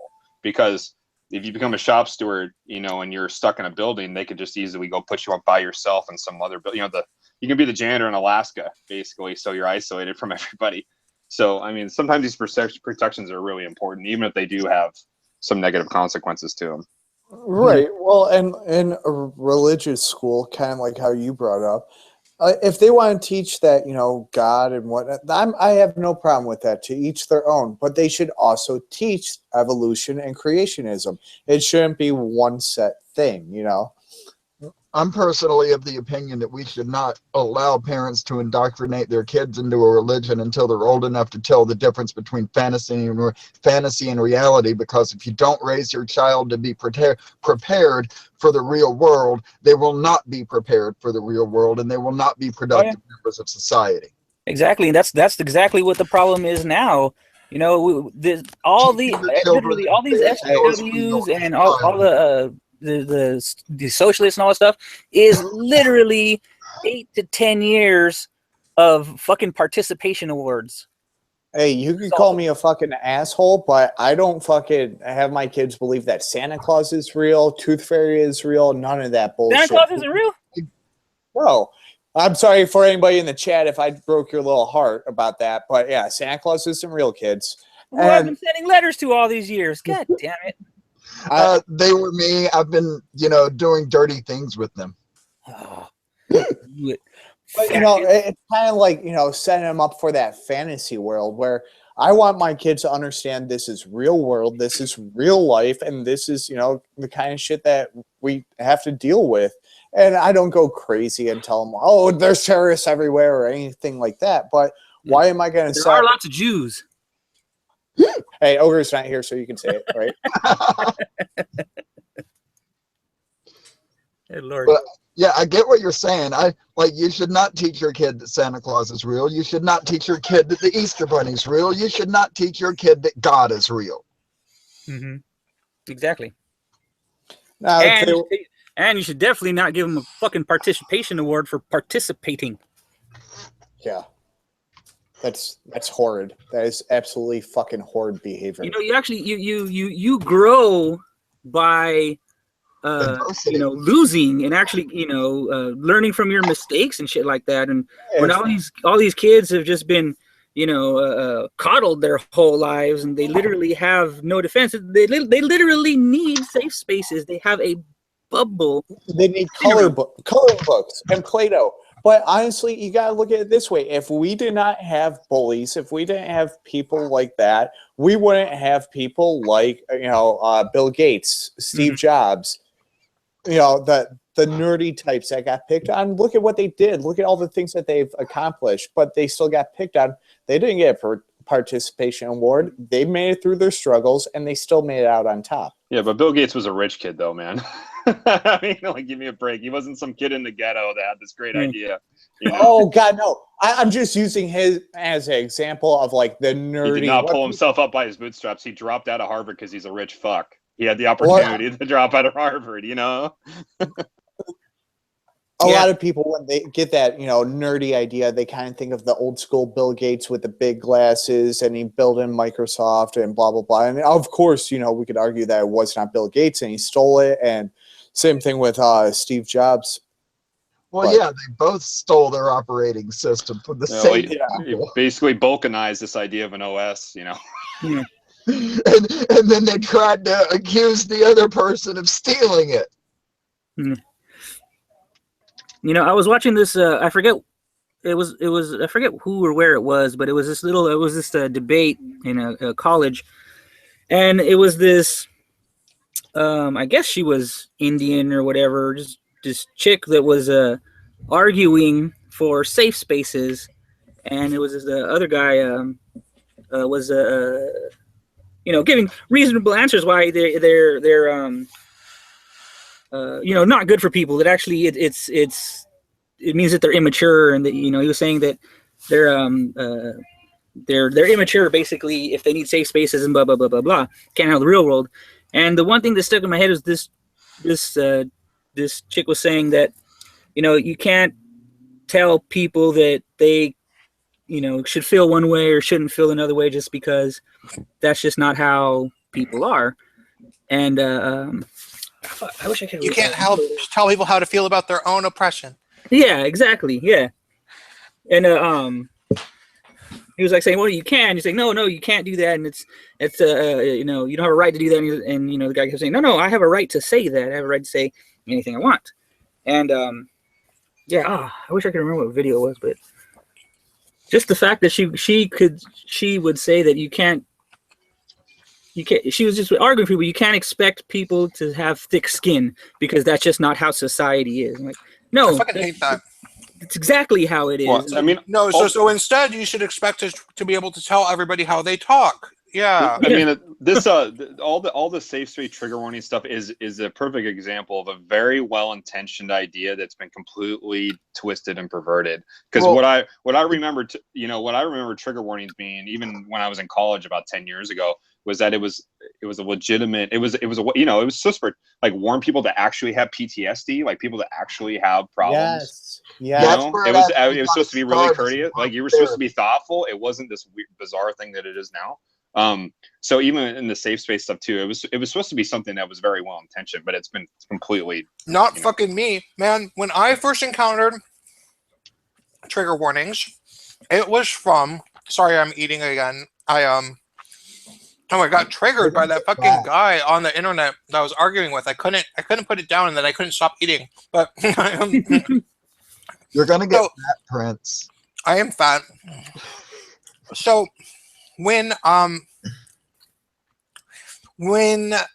I first encountered a trigger warning, it was the most irritating thing. I was in a band with 2 girls and this gay guy. And we had the fucking show, and it was a house show in San Francisco, and it was a bunch of like lesbian. It was like a queer fucking thing, and it was mostly lesbians. And we had a song. I didn't write the lyrics of this song. I only did backup vocals in this song. I mean, all our band was 4 of us with microphones and electronic music that I produced. So we had a song that was called "Rape Me," and it was sort of like. It wasn't a cover of the Kurt Cobain thing, but Nirvana. But we did mention that. We said rape me. It was like rape me like Kurt Cobain. To hell with your blah blah blah. No, I was like, rape's a strong word. I prefer the term cuddle struggle. Oh, okay. So fucking around. Yeah, we're like, the lyrics were like rape me, blah blah blah blah blah, and all of a sudden afterwards, about like 7 to 8 different lesbians took it upon themselves to come talk to me, and they pretended that they were offended and that they should have been asking for a trigger warning or something, which I had never heard of at the time. But they weren't offended. It was very self-righteous, and it was like they were happy to have an opportunity to attack. And what was weird about it was that there was 2 girls in the band. And then there was a dude, but the dude was a lot faggier looking than I did. Like he looked a lot more girly, and I don't like look very girly. So all the girls came to attack me about it, even though I did not do the main vocals. I only did backup vocals, and they were like, "It's totally not cool." And I was like, "I didn't write the song. Like one of the girls mostly wrote the song." And they're like, "Well, that's not cool. You can blah blah blah blah." And it was never about making people feel safe. It was always just an excuse to attack someone. That was when I first encountered it. And that was back in probably 2009. Well, trigger warnings are one thing because, they'll at least say, oh, this is a trigger warning and get the hell out of here.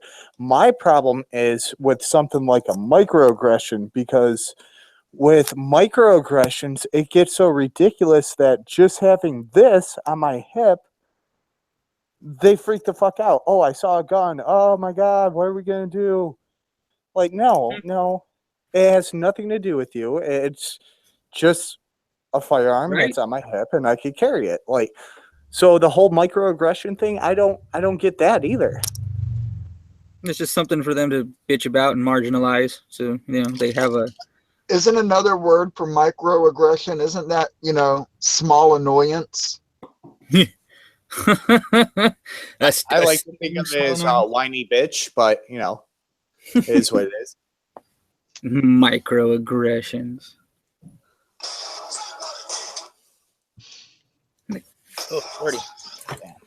So yeah, this is the Antifa thing. Have you guys I don't know if you guys heard about the and again, no one's talking about it on the regular news, mainstream media, but how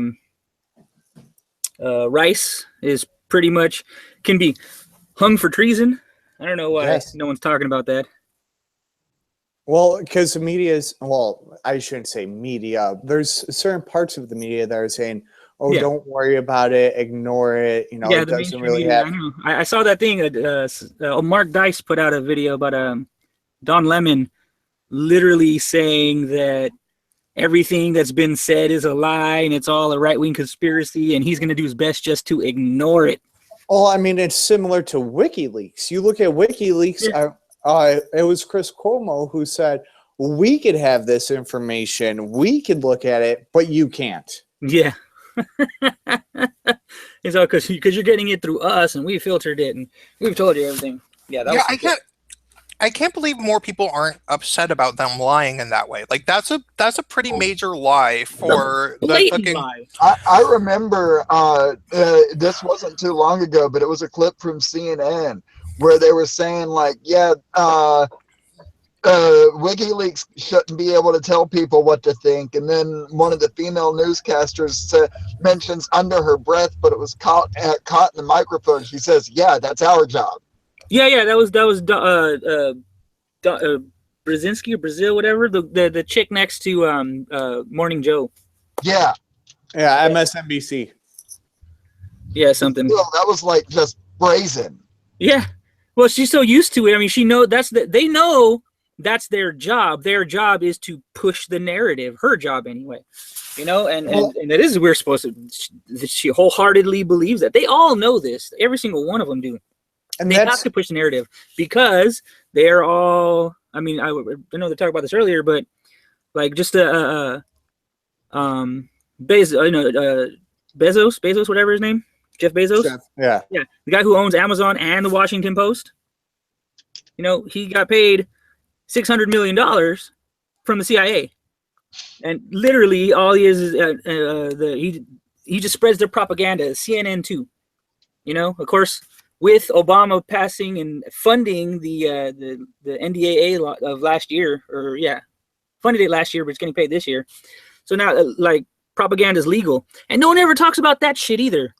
You know, It literally can just dismiss every single thing the MSN says, and anything any liberals, you know, thinks they know, because it literally is all propaganda. Well, and it's.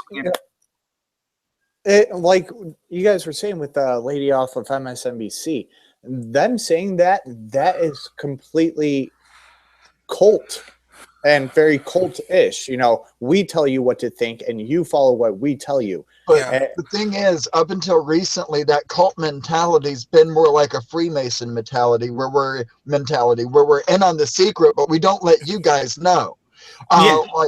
What I think another comparison to this situation would be these YouTube videos that are going around. The Rock reacts. It's like a react video where The Rock sees his first match from like 1997, and he's sitting there talking about like all of the behind the scenes stuff that was going on in the WWE. Oh. And a wrestler's not supposed to talk about, you know, knowing the outcome of a match an hour before the match. Like, to me, it's like the same situation. They're breaking with the tradition that they've held for so long. And it's just like astounding. Well, back in my day, it was called the WWF. Right? Well, I know, but... I know, I'm screwing with you, I know. Yep. Anyway, yeah, I don't know how many people understand, like, one of the main things that I'll always hear from the left, liberals, whatever, is, you know, oh, you just don't like the news, the mainstream media or whatever they call it. They think it's the real news. They're like, they can't put it out. They can't lie because, you know, that'd be illegal and blah, blah, blah, blah, blah. But it's not anymore. Literally, propaganda has been legalized. And I don't know if they don't know this. Well, no, I mean, propaganda was never not legal. It's just that, like, I don't know. Maybe there's some law where. Oh no! There was no. It was illegal until because it's like I don't want to say slander. It's libel. You know, you're literally spreading lies. Well, hold on. But I mean, okay, like during the Clinton administration, Rush Limbaugh was just every day talking smack about Clinton, and like he was right. He wasn't right about everything. Well, no, but some shit that was stuff- crazy. So, but what I'm saying is that it's like, I mean, it's always been illegal to say. There's always been legal to say untrue things about politicians and stuff. Yeah, Like, that's part of free speech, unfortunately. I mean, that's part of well, it. not unfortunately. No, it's good. yeah, but, Yeah, I well, mean, no, I just yeah, mean but it's the that's government part of it. can't That's spread part of it. propaganda. That's the thing. Well, I don't know. Can it? I mean, can't like I mean, okay. It's Well, they weird. can now. Well, apparently the Democratic Party is completely paying off places like CNN to Yeah. lie. Well, no, the and- CIA is. Here, hold on. Let me just give you this. Let me put this in the side chat for you guys. I think And what this, the mind you, this is from like a liberal site. You guys know Business Insider, right? yeah. I mean, that's as left as as left as it gets here. And this is an older. Yeah, I love this how is one like of the Business Insider and past. Business This is one of the Insider. past. And there's newer ones out that came out like from Arrowhead and shit like that are more recent because again, Obama legalized it in 2012, 2013, but only recently, yeah, just barely, like right before he left, he put out the new Oh, NDA. really? I didn't know Yeah. about this. Yes. So Well, the amendment and the- proposed by so that's why everything got so bad in 2012. Yeah. Oh God! Thank you for putting. Okay, this is good piece to my I don't know. Have you watched my videos before? Yeah. Okay, so I talk a lot about I have like this sort of ongoing conspiracy theory about like the Democratic Party and all this like the way Oh that yeah, they no, you're kind of on it with most of it. I'm sorry. Go ahead.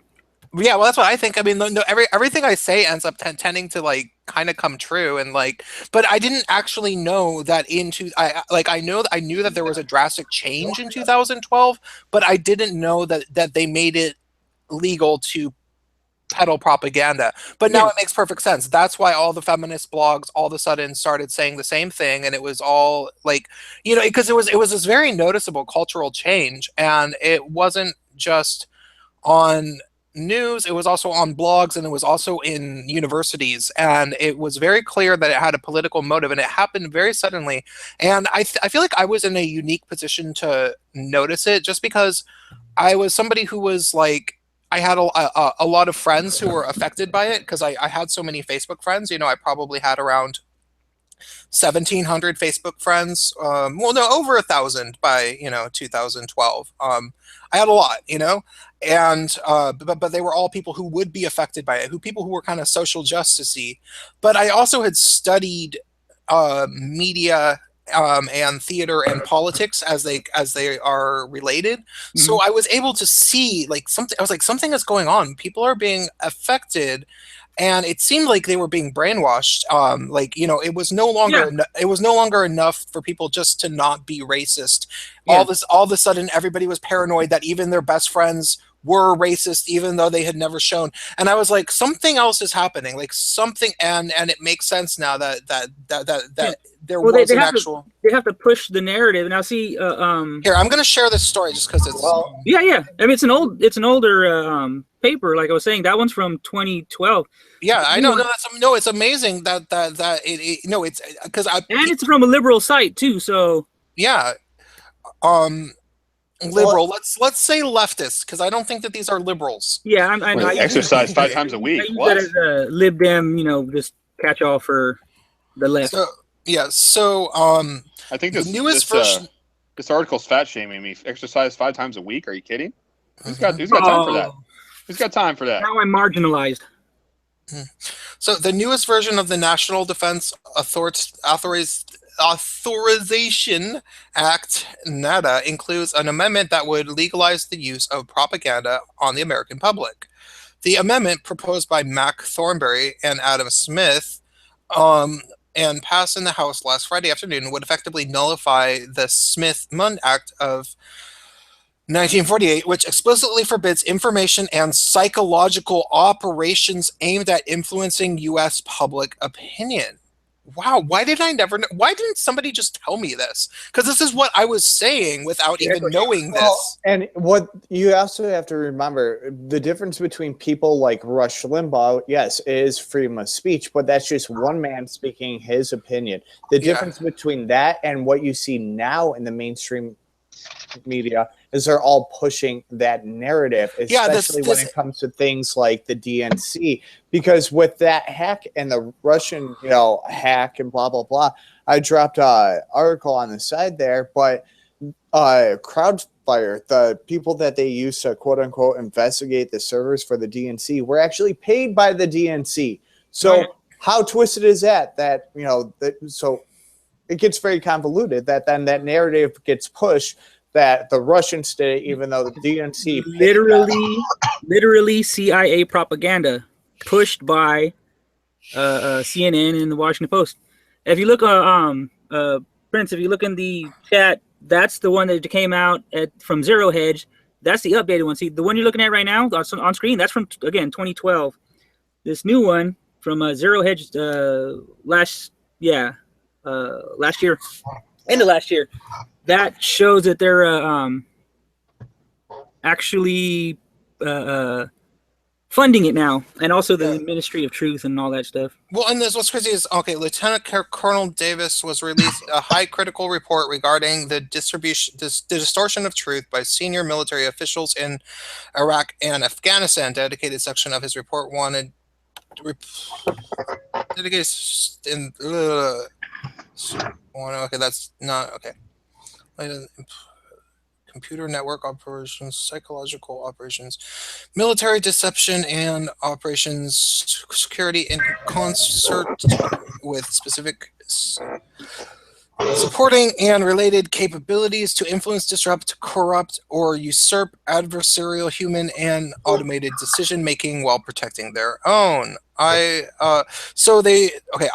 This is going to be good. IO are primarily used to target foreign audiences, but Davis cites numerous senior leaders who want to, in the words of Colonel Richard B. Leap, protect a key friendly center of gravity to wit U.S. national will by repealing the Smith-Mundt Act to allow the direct deployment of these tactics on the American public. So basically, this bill passed, and then very soon after, there was coordinated government-run propaganda campaigns all throughout media, social media, and universities, which is why all of a sudden everybody was talking about microaggressions and patriarchy and blah, blah, blah, blah, blah. And it happened very suddenly. All through Obama's administration. All through his second administration. Once he was reelected, then they started doing this. They went in for the kill. They were like, okay, I mean, this is what I had always been saying. If you had watched my video about how Clinton Incorporated led to the Trump's administration that we're in now. I was basically like saying that this happened. Like, I noticed it happen. I just didn't know that there was an actual bill that made it happen. And that's very interesting. Thank you for showing me that. Once they can control, and again, you notice it goes through the colleges first, and all the people are indoctrinated with it, and so they start them young, and they keep learning it through, and again they spread it through CNN, and the one thing I've been able to and I said this to someone earlier, is most of the left, they don't really know what they're fighting for. They don't really know politics, to be quite honest. They don't at all. Yeah, all they know is they're on team not Republican. Yeah, they know that they're on team not Republican and team I want to be nice to everybody and I want everybody to like me. Team feelings. Yeah, and then that transfers into people who, it's like you're trying really, really hard not to be racist and not to be sexist and not to be transphobic, but then people can convince people that the way to not be racist is to be racist. You just have to be racist towards white people, and you have to be extremely collectivist in the way that you do that. And so you have to expect everybody to think just like you, and if they don't, then they're a coon. And all these type of things that they were able to reprogram people. It was really a shame, the way that they did this. I had a friend who what the fuck is that shit? Ogre's listening to Pogo. Some French Fresh Prince going on. Can't hear that, can you? I'm just listening to it. Oh no, it's fine. We can't hear it. So I had a friend who is this black girl who grew up with almost entirely white friends, and she was like my good friend, and she, you know, like one month she spends the night at my house and like sleeps in my bed, and that happened several times. But then like 6 months later, she goes to Berkeley and is posting every other day on Facebook about how much she hates white people. Wow. Yeah. And it was like, whoa, what happened? How did they get through to you? And I don't know what those classes were actually like, because I never went to one, but I hear about them, you know, like Lyra and I have a friend named Matthew who's only in high school, and he has an SJW as a teacher, and he's always posting stories about the weird shit that she says. And oh, I'm trying to get into community college in Marin County. I'm going to have to sit through this social justice bullshit too. Well, what you were saying, Prince, is you saw your friend go into that social death area where she's afraid of having that social death. So she needs to follow that same think group. And if you think it's scary what Obama did with the whole legalizing propaganda, you also have to remember in the past 6 months, he just let 17 different intelligence agencies be able to share intel across the board. So that's why you're seeing a lot of this craziness with leaks are coming out here, there, and left, right. Yeah, that was so he could hide. That was so he could hide the tracks. He could hide his tracks, and you know, he thought it'd be tougher to find out who was actually doing the leaking and who found out the shit about Flynn and all that shit. Yeah, I got to tell you, my experience in college was slightly different. I went to a very hardcore left-wing college, but the sense I got was that, you know, that a number of the students, the kind of more working class students that were actually going for education, and a number of the instructors were just as irritated with the identity politics and SJW stuff. This was long before we even had a word for it, that we just called it identity politics back then. But I remember, you know, you have these kids who, you know, come into a class, they're going to a left-wing school, and they pretty much all they want to do is they want to guilt trip everybody, they want to lecture everybody, and they've got their own little political axe to grind. They're not actually there to kind of absorb the information. I mean, for example, I remember I took a class where we were reading, you know, Sigmund Freud, we're reading like Totem and Taboo. And, you know, he's writing in the early 20th century. So some of the, you know, language vocab that he uses isn't really great. You know, he talks about, it's a very in-depth study of like tribal peoples from around the world compared to the first, you know, to the Western world and all the different elements of that. But, you know, he uses terms like savage peoples or primitive peoples, and, you know, half the class freaks the fuck out. But it's clear, but it's really obvious. You know, I remember one of my teachers saying, okay, like you guys are launching into a critique, and it's really obvious they didn't even do the goddamn readings, they're just running their mouth. But, you know, my teacher says, okay, so you're launching into a critique, but what did Sigmund Freud actually say?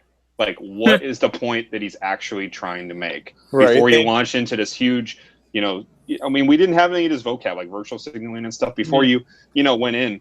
And I took another class. It was actually on film and gender, and it was actually a really great class. I know it sounds pretty terrible, but I actually had to give a presentation on American Psycho. It's one of my favorite movies, and it's because it's directed by a woman. We had to pick like a film, and I got so much shit for it. Like half the class was like, yeah, this is a great movie, you know, and I brought the book in and I talked about all the different levels of satire and criticism and all these great things about it. But people just looked at me like I was just a piece of shit, you know? And you're a white male, right? I mean, yeah, but I mean, it's your fault. So all the regular people were like, yeah, man, that's a great book. You know, oh my God. Oh, sorry. No, it's fine. No, it's just like I got the sense that, you know, and the instructors were really irritated too. There was a meme that I posted up a little while ago, you know, about someone saying, well, how are all these, as a left-wing instructor, how am I supposed to be indoctrinating everybody when my goddamn students are doing the readings? You know, give me a break, you know, like they want to talk about Karl Marx or whoever, but they haven't actually fucking read the guy, you know, like, yeah, but they have his t-shirt. Right. You know, oh, they have a Shea t-shirt and they say it's Marx. Yeah. Shea was a fucking pussy. I had one of the most irritating things ever happen. So I went to college in the year 2000 through 2004. So, and I went in New York City, and it was a very, very SJW very, very, as we would have called it at the time, PC, very, try to talk about class and race and blah, blah, blah, blah, blah. But I didn't get into that. Like, you could go to my school, and even though that would be in a lot of the different classes, it was like, it was still just, it was a bunch of, like, New York fucking smart kids that, like, it was easy to, like... Trust fund Jews. Kind of. A lot of,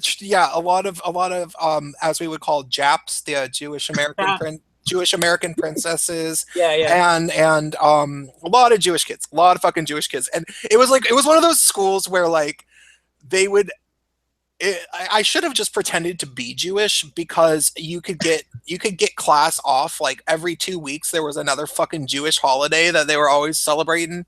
Nice. Yeah, so Opa.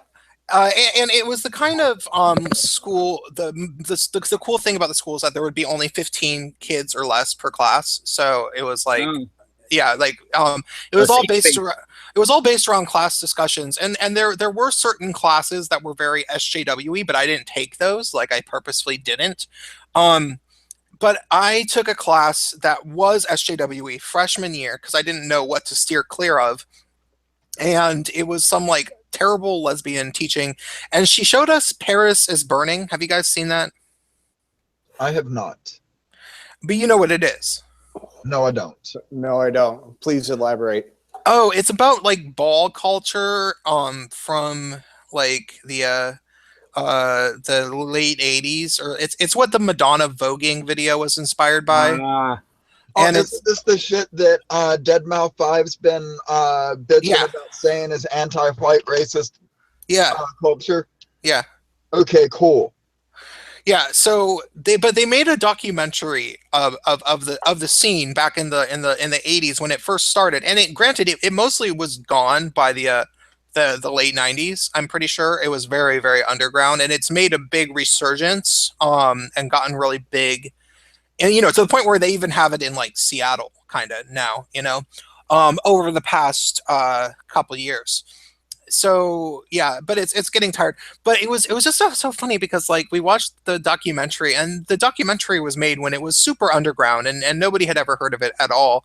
And, like, the first thing that some people said was some lesbian raised her hand, and she was like, I felt like it was really exploitive. Like, it was exploiting their culture, and blah, blah, blah. Exploitative. It's just like a lesbian to pronounce shit wrong. Well, I don't know if maybe she said exploitative. I don't remember. But no, I'm sure she said it wrong. I was just agreeing with you. Yeah. But it was just so funny because it was like, okay, this documentary filmmaker probably didn't really get any money from this either. Like, it's not like she became some Hollywood kingpin from making some little documentary film. Yeah. It was just for education. And she said, I feel like, instead of saying, I think that the people were exploited because of X, Y, and Z. If you give your statement and then reasons and logic to back it up, that's one thing. But if you open it up with, I feel like, then you lose all your argument right there. If it's not about your feelings. An argument or I feel, then you haven't thought out your argument. She didn't have one. She was just virtue signaling. That's all it was. Yeah, SJWs usually don't have arguments. They just virtue signal. I've never heard a compelling argument. No, because they don't have any. I mean, they don't even in Congress right now, in the government, they still don't have anything. They don't have leadership. They don't have a point to anything. They don't have. The thing is, the SJW direction with the SJW virtue signaling and the arguments, they have such lack of arguments that if you agree with them and you deliver a better argument, half the time they'll get flustered and they'll get upset about it. I have been in so many situations where I was talking to like an SJW about something, for example, and I didn't agree with them. Like, this was the worst example. I talked about this. I think I talked about this in a video, but this type of thing has happened multiple times. Where somebody said something and it was very virtue signaling. In this case, it was this girl saying that if white people ever talk about having a spirit animal, that's totally racist, and you shouldn't do and so I was like, well, have you ever does anybody who's saying that this is racist, do any of you guys know what tribe that came from?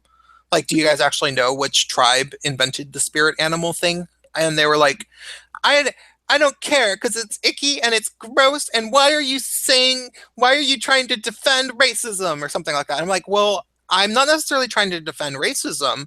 What I'm saying is that, if you actually knew what tribe it was, then perhaps if somebody ever says that something is their spirit animal, you could explain to them that it came from a very specific tribe and why that might be offensive to that specific tribe. And you could educate them, and then they would know more stuff about it. So it gives you an opportunity to educate people. When I posted that, when I posted that, the fucking girl deleted it. What? Yeah. So hold on. So let me get this straight. You tried to reason with an SJW. And not just I didn't just try to reason with them. I did, but I humored them and took it a step further and tried to be like, well, if you're gonna call out racism, you could at least do a good job of trying to, and then that was unacceptable to them because then it made them look ignorant, I think. Yeah, well, they were. That's the whole thing. And it's like so the virtue signaling there, it absolutely isn't about even, it had nothing to do with stopping racism. It only had to do with that person appearing like they were good at calling out racism. And then the second it was apparent that they didn't even really know what they were talking about, then they tried to pretend like it didn't happen. Yeah. Well, and what you proved is that she has no argument. She wants you to slip up, say something wrong, so that way she could just be racist. You're a Nazi, something. And so by you proving that argument, she literally just walked away because she's like, I've been defeated. Yeah. Well, they don't know how to think is the thing.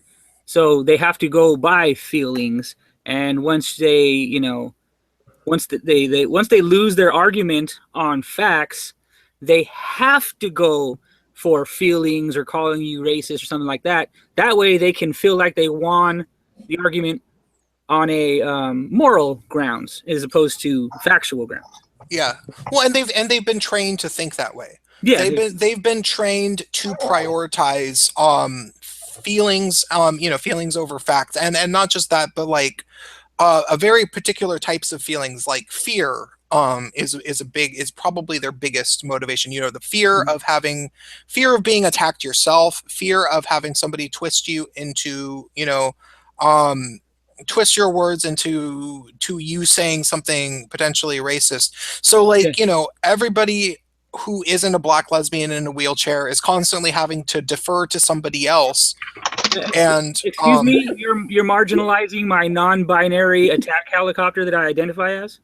Yeah, and it's gone to the point where like a lot of people, they're when Rachel Dolezal first came out. When Rachel Dolezal first came out, it was like, okay, this doesn't surprise me at all because like there's so many people who are actually like that. But as time went on, I noticed more and more white people that I know, like Lyra. Do you know that guy Cy Moon? No, I don't. Okay, well he's like a fairy. He's around sometimes. Which city is he in? Do you know? He's up and down the West Coast. Like it's hard to tell. Okay. But he's totally white, and he's trying to say he's like not white. And that happens a lot. Like like Monsanto is actually legitimately mixed, and you can tell. Yeah, you can tell if you look at him, even though he looks very white. But like his hair is super curly and like. Well, not only that, but you put Monsanto out in the sun for 2 hours and he turns into a golden brown. Yeah. Well, and so you can tell with him. But like, there's all these white people in my social sphere. In fact, I'm gonna screen share one of them. who they are, and not just do they say that they're not white, but they're very insistent upon it, and they're very defensive if anyone ever thinks that they are white. And then it's advanced to like fourth stage cancer, where all sorts of people are now defending Rachel Dolezal. Like, it's gotten to the point. Like, people on my Facebook list are actually bringing up Rachel Dolezal and being like, well, some of the stuff that she's saying makes sense because, you know, race really doesn't exist and blah, blah, blah. Maybe blah, blah, you know, and it's like this psychosis, this psychosis of wanting to be a minority, wanting to be oppressed, and then telling white people that they aren't allowed to have an opinion. Yeah. These people, they get into this mindset where they desperately want to be a part of the conversation, to the point where they will start denying reality and saying that they are something that they aren't, and they will start to side with somebody like Rachel Dolezal and start to understand where she's coming from themselves because wow, you don't even breathe. It's amazing. Hey, Baring, don't be a cunt. Come on in and have a tenny with us until we chunder, mate. Right. I mean, with Rachel Dolezal, it's not. I don't think it's that she, you know, it's not. She used that. Oh, Baring is in the chat. Oh, hi, Baring. Yeah, we've been trying to get you to invite him for a few minutes. Sorry, man. I knew you wanted to invite him, Prince. I'm trying to be quiet. I didn't even know. Take a breath. You're amazing. I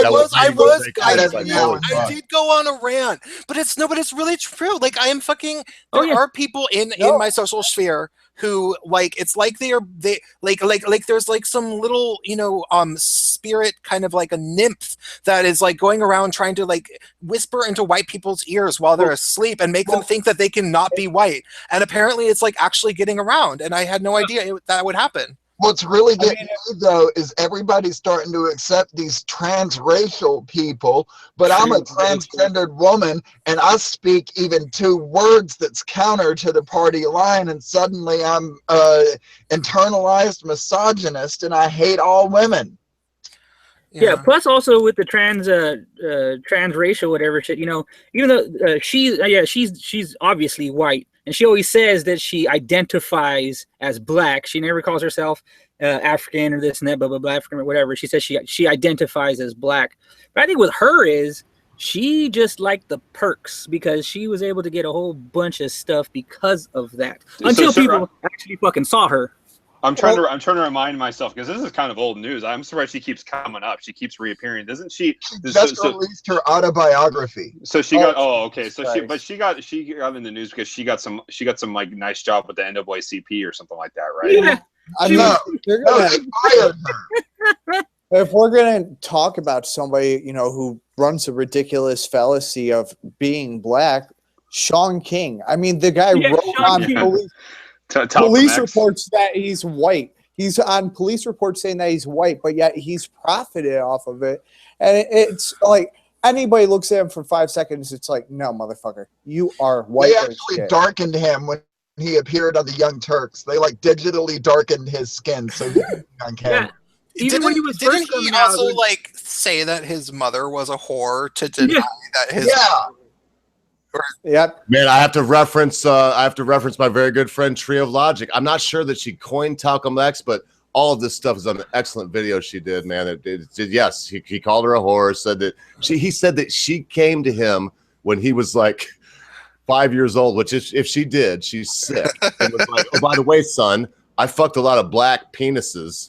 And one of them was your father. I don't know which one. So I'm out on that note. Oh my god, a Tree of Logic is hilarious. I told my mom about Tree of Logic because my mom is kind of an SJW. Like she. That's your fault.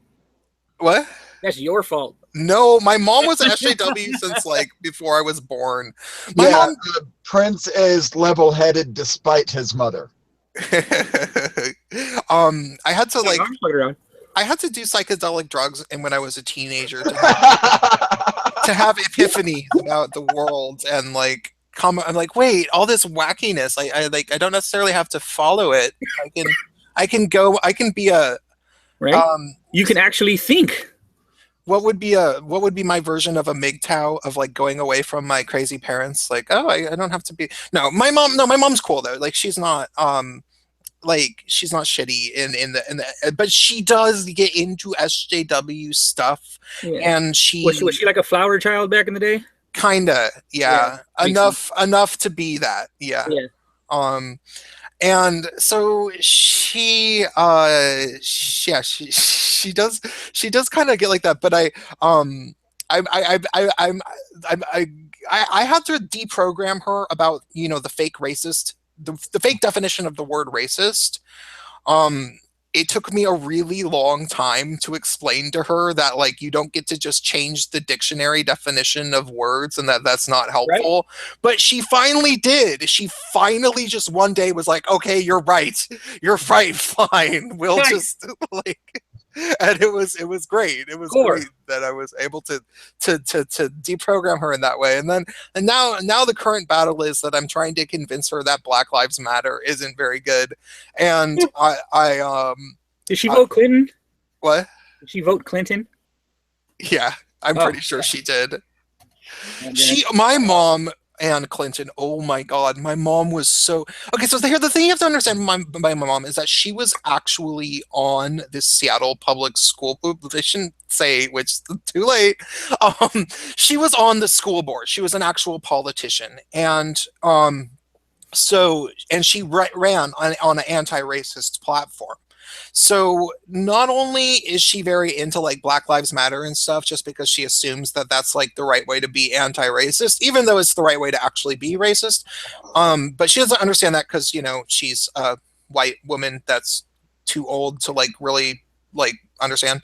But more than that, like she also really, she was one of these people that could just make every mental gymnastic excuse for Hillary Clinton in her head. Like she could not. You mean a Democrat? Yeah. So she was watching CNN pretty good then.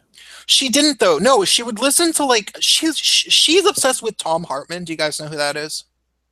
No. Oh yeah, totally. I'm totally familiar with him. Yeah. Yeah, he's on not on NPR, but some NPR like channel. He used to be on AM 1090, which was our kind of like I forget what it is, like the progressive talk out here in Seattle, but it's gone now.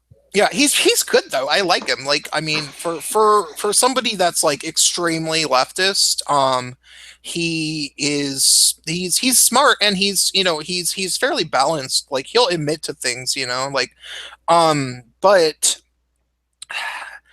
she just kind of had that thing where like every apology that you could make for Hillary Clinton, she would make, and apologies, excuses, whatever. Yeah, even to the point where it was like very clear that Hillary Clinton was like, you know, extreme amount of censorship and like all sorts of crazy shit, like, and a liar. Yeah, and because anyone who hasn't seen just the Trey Gowdy thing alone, where he was talking to Comey. Did Hillary Clinton said this? Was that true? And no, it wasn't. Hillary Clinton said this. Was that true? Like literally, it's like 20 different things where she literally lied. Yeah, but I got to tell you, I mean, call her a liar. Yeah, they are literally just making excuse for her, or they don't want to see it. Like, I don't know if you remember, or if you guys ever do see this stuff. Look up like the old Saturday Night Live. You guys know who Norm Macdonald is? Yeah. Okay. Yeah. Yeah. He used to do the legend, comedy legend Norm Macdonald in my mind. He's funny as hell. He used to do the news for Saturday Night Live.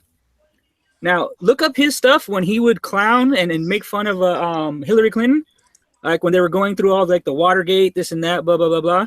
It's literally the same shit today. How she's a liar and she's doing this and blah blah blah. And she's just an evil person. It hasn't changed. Just people just like the news change and the media changed and sides with her now. But if you go back then, this was like what, maybe 20 years ago now. If you look up Norm Macdonald's old Weekend News Live or whatever, Saturday Night Live, it's all shit about Hillary and how much of a liar she is. And yeah, well, my mom is one of the people that, you know, the way that Hillary and her PR deal with that is they say, well, it's just the media. There's been a media conspiracy. It's right-wing conspiracy. There's a gigantic right-wing conspiracy to make Hillary Clinton look bad. Yeah, I bet. Yeah. unfortunately- she didn't say none of those contradictory things that we can watch side by side for 10, 15 minutes straight. No. But I mean, the two-party system thrives off cognitive dissonance. This is the lifeblood of the system itself, because at a certain point in time, it clamps down and everybody falls in line to their all their own little tribal party that they're part of. It's worse than professional sports. I mean, it's just like the way that like people will do backflips in order to justify their vote, and whatever bizarre stuff that's going on that runs contrary to their own interest is unbelievable. I mean, it's the very logic of the necessary, the lesser evil, or whatever you want to call it. I mean, in my opinion, it's not a lesser evil, it's a more effective evil, because if you don't know you're being stabbed in the back, then ignorance is bliss. Because honestly, I see certain elements of the Trump supporters doing the same thing. I mean, it's the same sort of thing. Now we can talk about. True.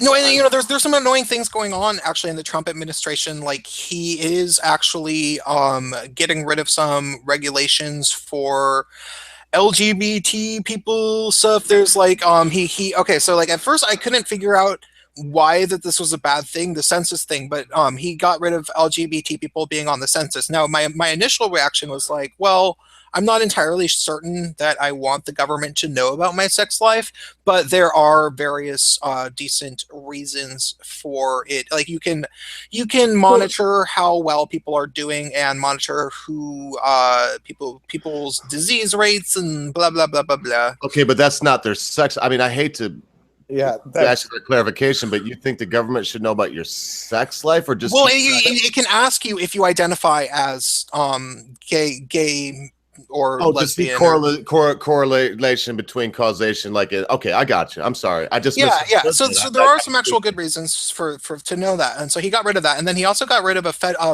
a mandate where it's something about. See, okay.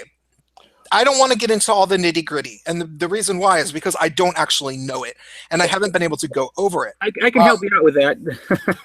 And the thing is that he is getting rid of things like regulations on discrimination for federal employees or federal contractors. You can potentially maybe now discriminate against someone for being LGBT, supposedly, but then I looked close at it, and the only thing I actually saw was you could discriminate against somebody for being HIV positive or with AIDS, which is kind of different. But I can't really tell, because the only people who are talking about it are the hyper-partisan left. Yeah. So there's a part of me that wants to start actually trying to report on this and really do the fine-tuned reading so that I can do my version of this, because I, being a gay guy, I do care about those issues, but at the same time, like, I do not trust the mainstream. You're not fucking gay. Yeah, I do not trust the gay press to handle it honestly, because they don't. All they do is like, Trump is going to throw us in the oven. So it's when you say gay press, I just broke in there. What do you mean by gay press? Enlighten me. I mean, like The Advocate, Out magazine, fucking there's a good 20 to 30. I got you. I mean, I thought you meant like maybe a mainstream that I didn't understand was speaking from the gay angle, but I kind of know some of those publications. Okay. Yeah, I mean, so Prince, I understand what you're saying. I mean, there's such of a cascade of bullshit that you don't even really know what the hell is going on. Like, that something bad is happening, but you can't really put your finger on it. Like, you can't even fully criticize the guy if you wanted to, because there's so much, you got to wade through so much nonsense. And I gotta tell you, I mean, I gotta take off in a minute, but I gotta tell you guys, like, this cognitive dissonance, I mean, I see it with pretty much everybody. This is not some kind of a purity test, but like I was saying earlier about those Trump demonstrations, I can understand why they would want to go demonstrate, just because they're saying that they feel like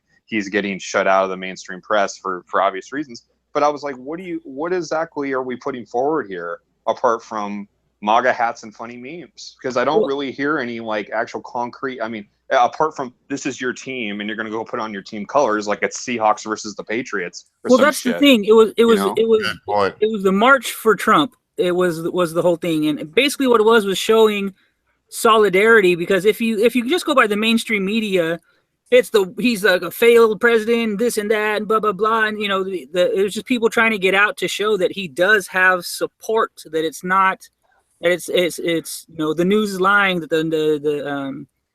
that basically that he has support. It was the whole thing. It wasn't so much to go for anything he was pushing, any actual like mandates or whatever. It was just a show of support. There really was no march. Kind of, again, like you said, with the SJWs and all the anti-Trump stuff, they really don't have a reason to do it either. They're literally I mean, protesting democracy.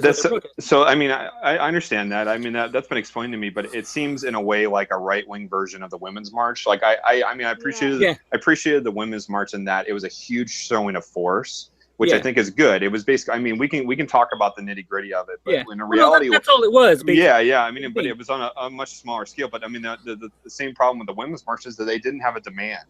I mean, I think it was great. I would think it was great that they had a showing of force, because it pretty much, you pretty much tell the administration, hey, if you fuck with like any host of issues, we're going to have like one of the biggest demonstrations in history to meet you. However, like all the fascists do. Yeah. However, it's I mean, it's a missed opportunity for me, because if they would have all marched, if you had millions of people on the street saying we want single payer health care, that would have been devastating. Mm-hmm. You know what I mean? So like with the Trump marches, I'm just kind of like, well, I mean, MAGA hats and Confederate flags and whatever. Okay, fine. But I mean, honestly, when I see these people marching out there, I'm thinking, so you're in support of like throwing grandma off of Meals on Wheels, and you want to like throw the rest of us in the toilet with Paul Ryan and his horrible healthcare plan? Grandma, I mean, it's just, off Meals with Wheels. That doesn't make sense.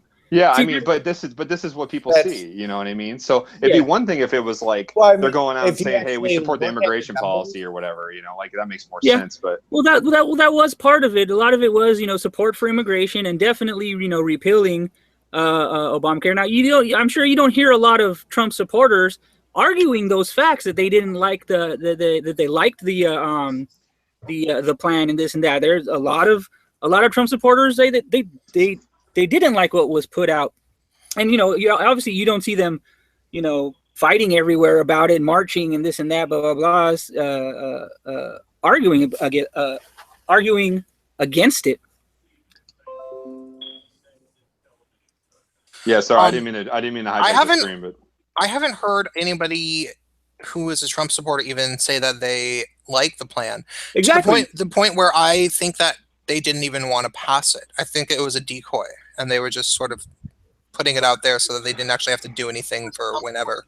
Well, it could be, but the plan that was put out wasn't, it wasn't a repeal like everyone says. It was Obamacare light. And just to clarify one thing you talked about earlier, you do hear all this stuff about the he's gonna start throwing gays in the fire, this and that, blah blah. The only thing he has been doing is deregulating. He's trying to get the government out of personal lives. Y'all darn homosexuals and beaners blackguarding the president of the United States. No, I'm just teasing. Go ahead. He's not doing anything anti-gay or anti this or that, or the whole bathroom thing. That's one thing, but again, he's trying to get the government out of that stuff. He wants it should all be states' rights is the whole thing, and he's just again deregulating, and that's a big part of his agenda, is to get deregulation, stop getting the government in everyone's fucking business. Exactly. Well, and that's why I've heard some people freaking out about medical marijuana, and Jeff Sessions, he's so against marijuana, but they have kept saying it's going to be a states' rights issue. So there's really no reason to freak out about it. I think it's a lot of fucking cannon fodder about simple things that we need to look more into and have more talks about like this, so that way we could all figure out what the fuck is going on and fix this shit before it gets too crazy. Oh, are you talking about when Jeff Sessions said that they were potentially going to maybe crack down on marijuana more? Yes. Yeah, It was so I'm finna small. crack down on some marijuana right now, boys. I don't believe that that's a I've got a priority bowl at all. That was No, over. it's That not was a priority so whatsoever. over. That was so over Yeah, reported. I remember talking to a friend of mine out here who was a little bit worried about that. And just to let you guys know, in Tacoma and Seattle, we got dispensaries on every goddamn corner. But Yeah, no. I told Okay, him- so like he was doing a press briefing about one thing, and that quote that they mined it from him. Yeah, They were exactly. asking him questions, and then and he deliberately was avoiding talking about marijuana, and they very specifically said, well, what about marijuana? What about marijuana? And he was like, I suppose it might be more of a priority. And they were like, see, he wants to crack down on Yeah. marijuana. It was so stupid. So when I was telling my buddy, I was just like, I'm not a Trump supporter, but I'm not everything. The left is so hysterical right now. Just let me know when the stormtroopers come in to take your marijuana. Okay, then I'll be worried about it. Okay, Yeah. that's when I'll know the rubber has hit the road. It's not happening. I'm in a legal state right now, man. It'll never happen. I mean, They don't fucking care. There's no reason to pick that fight. There's no little reason. crazy. It's just like with gay marriage. Even Trump said, "Hey, the courts decided that." It's just like he Yeah. doesn't want to pick that fight. What's the point? So Jeff Sessions is sane. If that's all I'm asking. Yeah. Jeff Sessions isn't the issue. These guys know what the writing on the wall pedophiles is. deal with They right don't now. want to fight over stupid stuff like that. Well, and that's Suicide. what I was, equating it to with the whole bathroom issue. It's a states' rights issue. It's going to vary depending on where you go, and they're trying to keep their hands out of it, and that's what Exactly. The Buckshot government is was not talking supposed to about be with in our lives right. like that. of regulations. I don't even think that the bathroom issue is a states' right issue. I think it's a common fucking sense issue. If you're a trans woman and you look like a woman and you are actually trying to be a woman, then use the fucking ladies' room. Yeah, would or agree. get the surgery. Well, I'm in the process of doing that, but that's a process. It's like 3 or 4 years in therapy before any doctor will even touch you with the surgery. In that time, I wouldn't be safe in most men's rooms. If you could actually see me, you'd understand what I'm talking about. I don't think so because Yeah, like there's never ever been an issue of women, guys getting all freaked out about women going into the men's bathroom. I'm in Vegas. It happens a lot, and Vegas is kind of. I live in Wisconsin, and I'm the type of person, I carry a firearm openly on my hip. I'm what you would, think of as that alt-right conservative that would beat up a trans person in the bathroom. I don't give a shit. You got to piss, right? Yes. I don't care where you piss. Yeah, it's more so. I feel safer in a bathroom with you, with your arms on your hip, than I would with the people that live in the neighborhood that I lived in up until about a year ago. I used to live in the black neighborhoods of San Francisco. I didn't like being in public as a white trans woman in that area. Much less. Well, how about just being a white person in that area? Yeah. Well, yeah. I'm Mexican, by the way, so I don't know. I don't know about white problems, but. I'm sorry. I have a quick question. Is that okay? Yeah. For you, actually, ma'am. Okay. So before all this hoopla happened, did you, with the bathroom bill and everything, did you feel uncomfortable going into a women's restroom? Did anybody seem to have a problem with you going into that before all the bill and everything when? As long as I never spoke, nobody knew anything.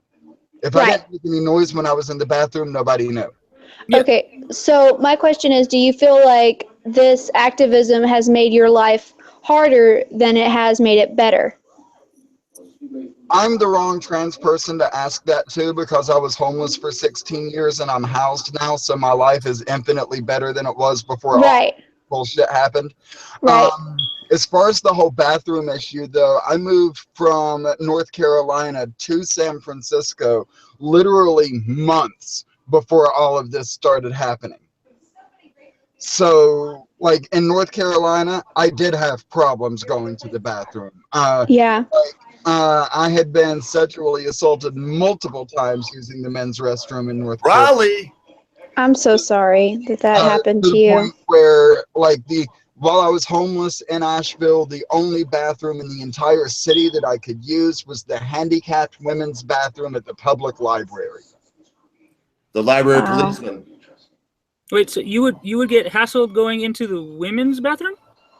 Yes. If I made any noise, like I've got a really deep voice, a really deep cough. So like if I'm sitting on the toilet and I cough, everybody knows there's a man in there. Well, I have many questions for you, but maybe you'll just show up to my show because I don't want a bulldog right now. I'm the Laughing Ogre. You could easily find me. You'd be welcome on 3 to 7 any day. That's Eastern Standard Time. I will actually look you up right now and go ahead and sub to you. You said you were the Laughing Ogre? Yeah, it's easy to find me. I'll put it in the sidebar if you want, but I'd love to have you on the show. I would ask you some tough questions now, son, and ma'am, whatever. I mean, whatever. I just realized I did that. I'm not a Nazi about pronouns. You're not? Okay, good. So I'll call you whatever it is. Like, how about if you at least try to show me respect? I am not a Nazi. So I'm looking at your name right there. Just pronounce the name that you have on. I say Lyra. A lot of people say Lyra. I answer to both. I'm gonna say I'll probably remember Lyra a lot better, and that way there'll be no cross wires and anybody hurt feelings or whatever. Because hey, I get hurt feelings about some things, and obviously yours, Lyra, is not pronouns, but I do have some questions. So I'll just put my thing in the side and shut up now because I just actually I've already subscribed to you, so I'll check out some of your videos later. Perfect. I don't really cover this kind of issue. But I'm interested. You said 16 years homeless. That's what made my ears pick up, and I don't want to ruin the stream. I'll come back when I got something funny, okay? Okay. I do have a friend that I work with that's been going through the same issues, and she says that she just feels like a lot, even though she is an activist herself in the trans community here in Texas, she just feels like sometimes she just wishes that all of this would have just never been brought up. Yeah. Honestly, I feel the same way. Like, yeah. My life was a hell of a lot easier when people weren't worried about a trans person being in the bathroom. When they just looked at me, saw the outfit that I was wearing, they just assumed that I was a girl just like them. I rarely had any problems. Occasionally I did, but that was in North Carolina. Since I've been in California, the law protects me here. So yeah, like I said, if you were in Vegas, no one would ever say anything to you either. Yeah. Like I said, the whole states' rights thing was the issue, and that's what it was. They were trying to, I don't know what the lobby would be called, but they were trying to force the government to basically to get involved for that kind of thing. And you like you said, you were from South Carolina or wherever. Carolina. Yeah. Well, yeah. It's not going to fly over there. It'll fly in California. It'll fly in Nevada. It'll fly like that. Again, it flies in Texas a lot. Honestly, like we don't care. Yeah, it's like you can't. It's getting the government out of problems in Texas. So. I'm sorry. What was that? On my trip across country, I had some problems in Texas, little town outside of San Antonio. I'm sorry. Oh, honey. Redneck town. I was expecting problems. You went where they have like 3 teeth in the whole town. I'm sorry. Hey, listen, I'm not really sorry because I've been in a lot of scrapes myself. I was beaten and left for dead not too long ago in a carjacking incident. But I'll say this, brother, or sister, and Lyra, that everything we go through makes us who we are. And wouldn't you admit that the 16 years homeless and the things that you're talking about, that maybe we could like try to empathize with you, but they did make you the tough individual that you are now. Oh yeah, I would not change a moment of my life. Wow. I'm glad that you had the courage to say that. Thank you.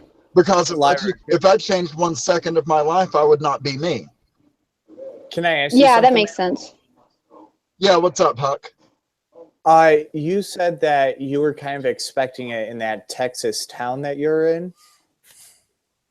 Is that what you said that you're expecting? Okay. Well, you said earlier that you would feel safer with somebody like me who has a gun on their hip. So what was it about that made you feel unsafe? The culture in the town, it was very obvious that this was a small, incredibly conservative, evangelical Christian town. Okay. I'm just wondering because like I said, when people see me, like they would think that I am the embodiment of the alt-right, little Nazi because I have the gun on the hip and blah, blah, blah. I love my fucking law enforcement and all that fun jazz. But so that's why I was asking. The love of my life is actually a straight former 0311 with the U.S. Marine Corps, who is armed everywhere he goes. So That is beautiful. yeah. Oh, yeah. Yeah, absolutely So you get beautiful. a CCW. Oh man, I cannot wait to get my LTC, man. I cannot wait. I carry a collapsible baton. Yeah, I know. I believe him too, because this is like the third time I've heard him say exactly that. I'm glad, Prince. That's why I didn't press you tonight. I think that all of us, myself included, I made a mistake of keeping my back turned one too many times after I had some fun with some people and it all seemed good. And you can only do that once or twice. And I've gotten away with it once. There won't be a twice if I can help it. Yeah, I mean, everybody has the right to self-defense. Everybody has the right to self-defense. Hallelujah. As Buckshot would say. Yeah, go ahead. Go ahead. Say it, Huck. It's portable life insurance, and it's right there, boys. Portable life Hey, this insurance. is my stream. Remember that, Huck. You got to ask, baby. Yeah, what kind of knife is that, by the way? Oh, it's just He's probably gonna whip up. just regular knife that I carry on my Right next to his ball. Ooh, that's Okay. Yeah. that's a nice knife. But I always got- We had the same idea. He's got a big knife. Yes, he does, man. That's not a knife. That's a knife. Well, you know why you always carry a knife, right? Because you don't got to reload it. Exactly. It doesn't run out of ammunition. Yeah, but you can only have one in certain states, like the one I'm in. That's only 4 inches. No, you 'Cause know they that's go with the actually spin. here's a law in most states. If it's a folding knife, it can be as long as you want it to be. It's when it's a fixed blade, then usually in most places it just has to be showing. It doesn't matter how long or big. Some people will say like, as big as your hand. That really is only a law in New York, and at that I'm still not even too sure about it. But in most of the country, I know that North Carolina has a law on a length size on fixed blades. I think it's like 4 or 5 inches. It's like ridiculously long. yeah. But is that showing? Is that a showing or concealed? Huh? Is that concealed or Well, concealed, as long as you're not being patted down, you're good. Yeah, well, I mean, the law is with most places, like if it's a folding knife, it doesn't matter how big it is, it can be concealed. It's when it's a fixed blade or like a combat knife or hunting knife or whatever. Or a Maybe that's what I'm thinking of. Release. If the folding knife has a spring release. It's Oh. Yeah, well, that's a switchblade. Yeah, some of those aren't. I would never use a folding knife in a fight myself anyway. I've seen too many knives. Yeah, your grip can slip. Oh no, you get a good knife. You know the if you guys ever want to look them up, is the Emerson with they're called like the CQCs. They have this wave feature. They literally are the fastest folding knife around. They open as soon as you take them out of your pocket. It catches on the lip. The Emerson CQCs, check them out. Look it up right now. Great grip, G10. They'll never slip out of your hand. They're Beautiful looking knife. It's got a covered in blood, sweat, or oil. The lock will never break on you. And there's nothing faster. Not a thumb flip, not a switchblade, not a butterfly knife. Nothing is faster than this knife. It literally will open once you learn how to use it. It'll open as soon as it's out of your pocket. I see the hook on it, Buck. That's badass. I see the hook on the blade. I sell those in my store all day long. I will recommend those. How much is I normally recommend is the CQC 7 or the what's it called? I'm looking at the 10, the 15, and the 5. Yeah, no, there's a whole bunch of them. Look up the. That's why I specifically have this knife on my fucking hip. That fucking grip. I hold that bitch, I ain't gonna fucking lose that because I can tuck my fingers underneath there and get that fucker good. Yeah. I'm sorry, I'm a crazy dude. Yeah, you ain't crazy. You ain't crazy, Huck. You're just right for I'm talking about I don't think there's anything crazy about having self-defense and making sure that you don't injure yourself in the process. He's got young children to think about in a big city where there's crazy shit can go down. I ain't gonna say where he's at, but no, he can't. He can't take chances where he's at. He's got babies, and the neighborhood needs to know. I saw this one thing that I'm trying to save up for, and it's a stun gun that has a rod that goes in the middle, and you wrap the loop around your wrist. And then if somebody tries to take the stun gun from you and it takes the rod out of the stun gun, they can't use it against you. Yeah. And I've been looking at one of those as well. Just because I I've been wanting to get one of those for a while. My wife just mentioned, young lady, that you're in Texas. Why don't you just get a fucking firearm, man? Huckleberry. I don't have my LTC yet, and I want to go through the courses. Yeah, get it, and then I want to do like a lot of courses on it. Nice handguns would be better for Yeah, I've been firing at the range for a while because I can rent from the range I'm at, and I'm just in love with a Smith & Wesson 1911. That is like the best thing in the world. That is the best thing in the world to fire. Oh my goodness, I love it. I carry a 1911. I love it every day. I carry the Commander model. Actually, it's a little bit shorter barrel. Yeah. But yeah, I'll never leave anywhere without my 1911. Do y'all want to hear a funny story? Yeah, amen. But before you tell the funny story, I got to say, if I ever show up to a rally, Buckshot may or may not be in the crowd. You'll never know him because I'd never point him out. And if you do try to hurt me, he may pull that 1911 out. I practice judicious marksmanship. Nice. Does that mean you fire frequently and often, or frequently and with no prejudice? It means I don't waste ammunition. Okay, so you fire frequently, accurately, and with no prejudice. Exactly.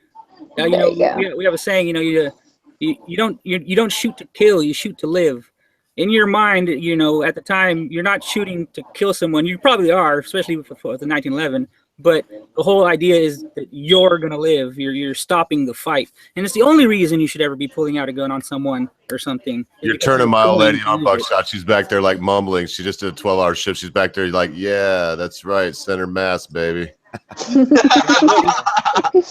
And that's why you call it portable life insurance, Buckshot. Yep, that's why I'm a. Oh man, this is Prince's stream, and she said she had a funny story. Press, take over, man. They're overrunning your shit. Oh, I might have been looking at comments on YouTube. Oh no, it's fine. I'm just saying this girl. Funny story. She was trying to tell a funny story. Yeah. Weren't you gonna say? Okay, so whenever I'm out in public, I let my husband do the talking because he's a little bit more even-tempered than I am, and I always get in trouble because I say mean things. So we were at this pawn shop looking at a few, they had a GAT and they had a few 45s, and we were looking at them. And so my husband was asking questions for me, like, oh, can we see this 45? And the guy pulls it out for us to look at and goes, we got a 22 for her right here. That's cute. And, there's a thing called resting bitch face. Oh, yeah, that's the expression that I have on my face about 90% of the time. Okay, well, it went active. Yeah. And it got like, I'm going to throw you across the room. You want to say that again. And like the whole time I'm like, 22? Right? So I want to take someone down. I don't want to make them mad. Yeah. Exactly. And so like the whole time he's like trying to point me to a 38. I'm like, no, I said 45. Right. Friend of mine, when I was living on the street, a friend of mine was shot in the back of the leg with a 22, and he just kept running. Yeah. Oh man, yeah. Yeah, they'll just either pass right through, or they'll get like lodged in your muscle somewhere. But you have so much adrenaline running at the time, or going on at the time, most people don't ever notice. That's the problem with 22s. Is that 30 minutes later. Yeah. I mean, it's not much bigger than a BB, really. Yeah. It's not One that. of my buddies in the Army, he actually got shot right in the left temple with a fucking 22. But he lived. He was fine. Like, it was going slow enough where his skull literally fucking stopped the bullet. And he just had like a 22 short. Yeah. Now, 22s, though, they'll, like, if they actually enter into your body, they'll bounce around and do some damage. Yeah, Am I correct on that? They'll yaw. They hit his ass and miss the ribs. Yeah. I mean, they'll penetrate, depending on where they hit you. They can yaw and they can, bounce off. Nurses, if you ever talk to like any nurses in trauma, they'll always tell you that the 22 shots are always the worst because it's hard to find if they didn't exit where they traveled to, because they will always they'll move. They won't just go in a straight line. Like I said, if it bounces, it will, like off a bone or something like that. It can do that, but most of the time, if it's like in your gut or somewhere around there, It can go in and then up and then it's and it's a slow death is the worst part. I used to hang out with a coroner who said that the worst gunshot wounds he ever saw were buckshot, because it was like basically pulling ball bearings out of ground beef. Yeah. Oh wow.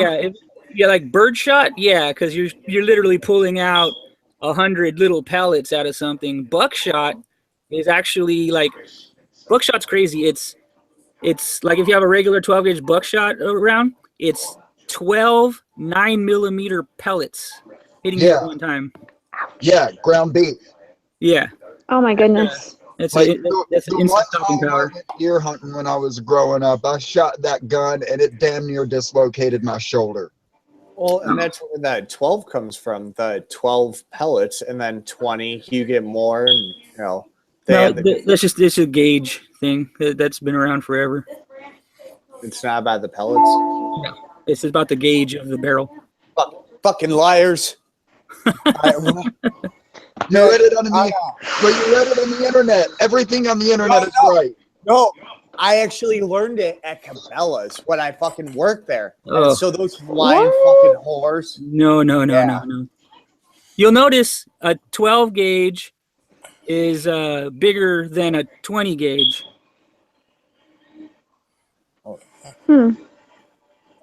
I guess you guys haven't noticed. 10 gauge and 8 gauge of the bad boys. The King had a 10 gauge, man, double barrel, and we get drunk and practice fire both barrels, boy. Yeah, put it tight against your shoulder, and it just hurts you. That hurts my collarbone just thinking about it. Like, kaboom! Yeah, they don't even call 8 gauge. It goes 10 gauge and then 8 bore.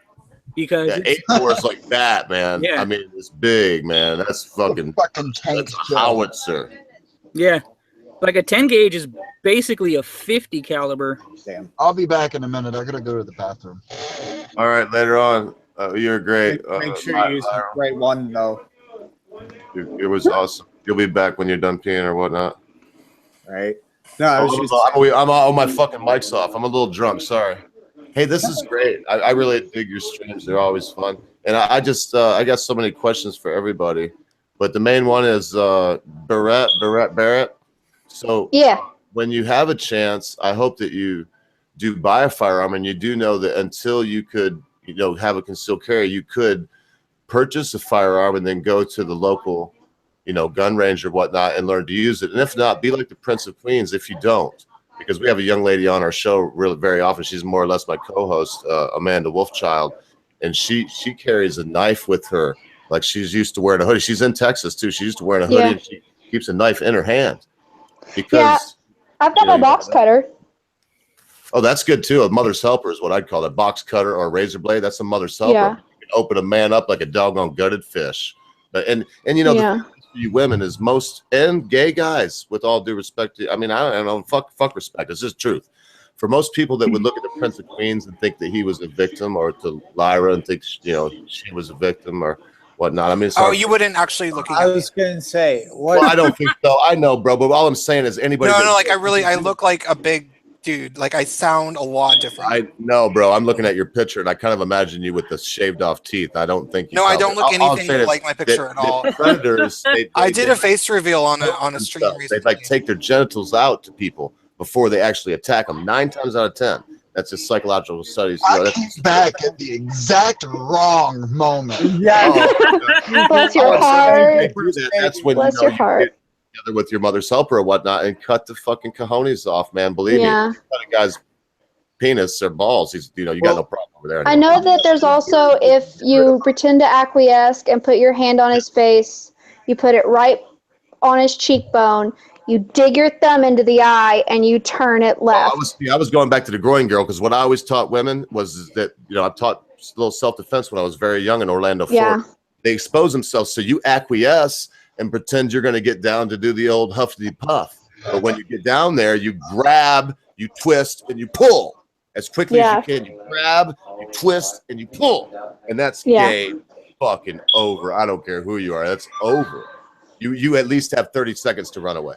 Yeah, I mean, I've had to do the old uppercut to the family jewels a couple times, but you too. If somebody tries to sexually assault you, let the perverted motherfucker think that you're down for the game. And as soon as you get the cock and balls, fucking let the powder fly, man. Twist them motherfuckers right off, dude. Oh, I don't have to worry about a single assailant unless they've got a fucking gun.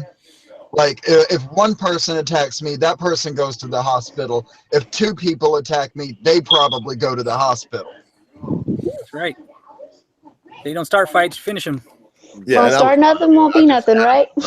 Self-defense is a personal responsibility. I love to hear that Prince of Queens and other people say they've taken responsibility. Because you never know when somebody's going to strike and the cops ain't going to be there.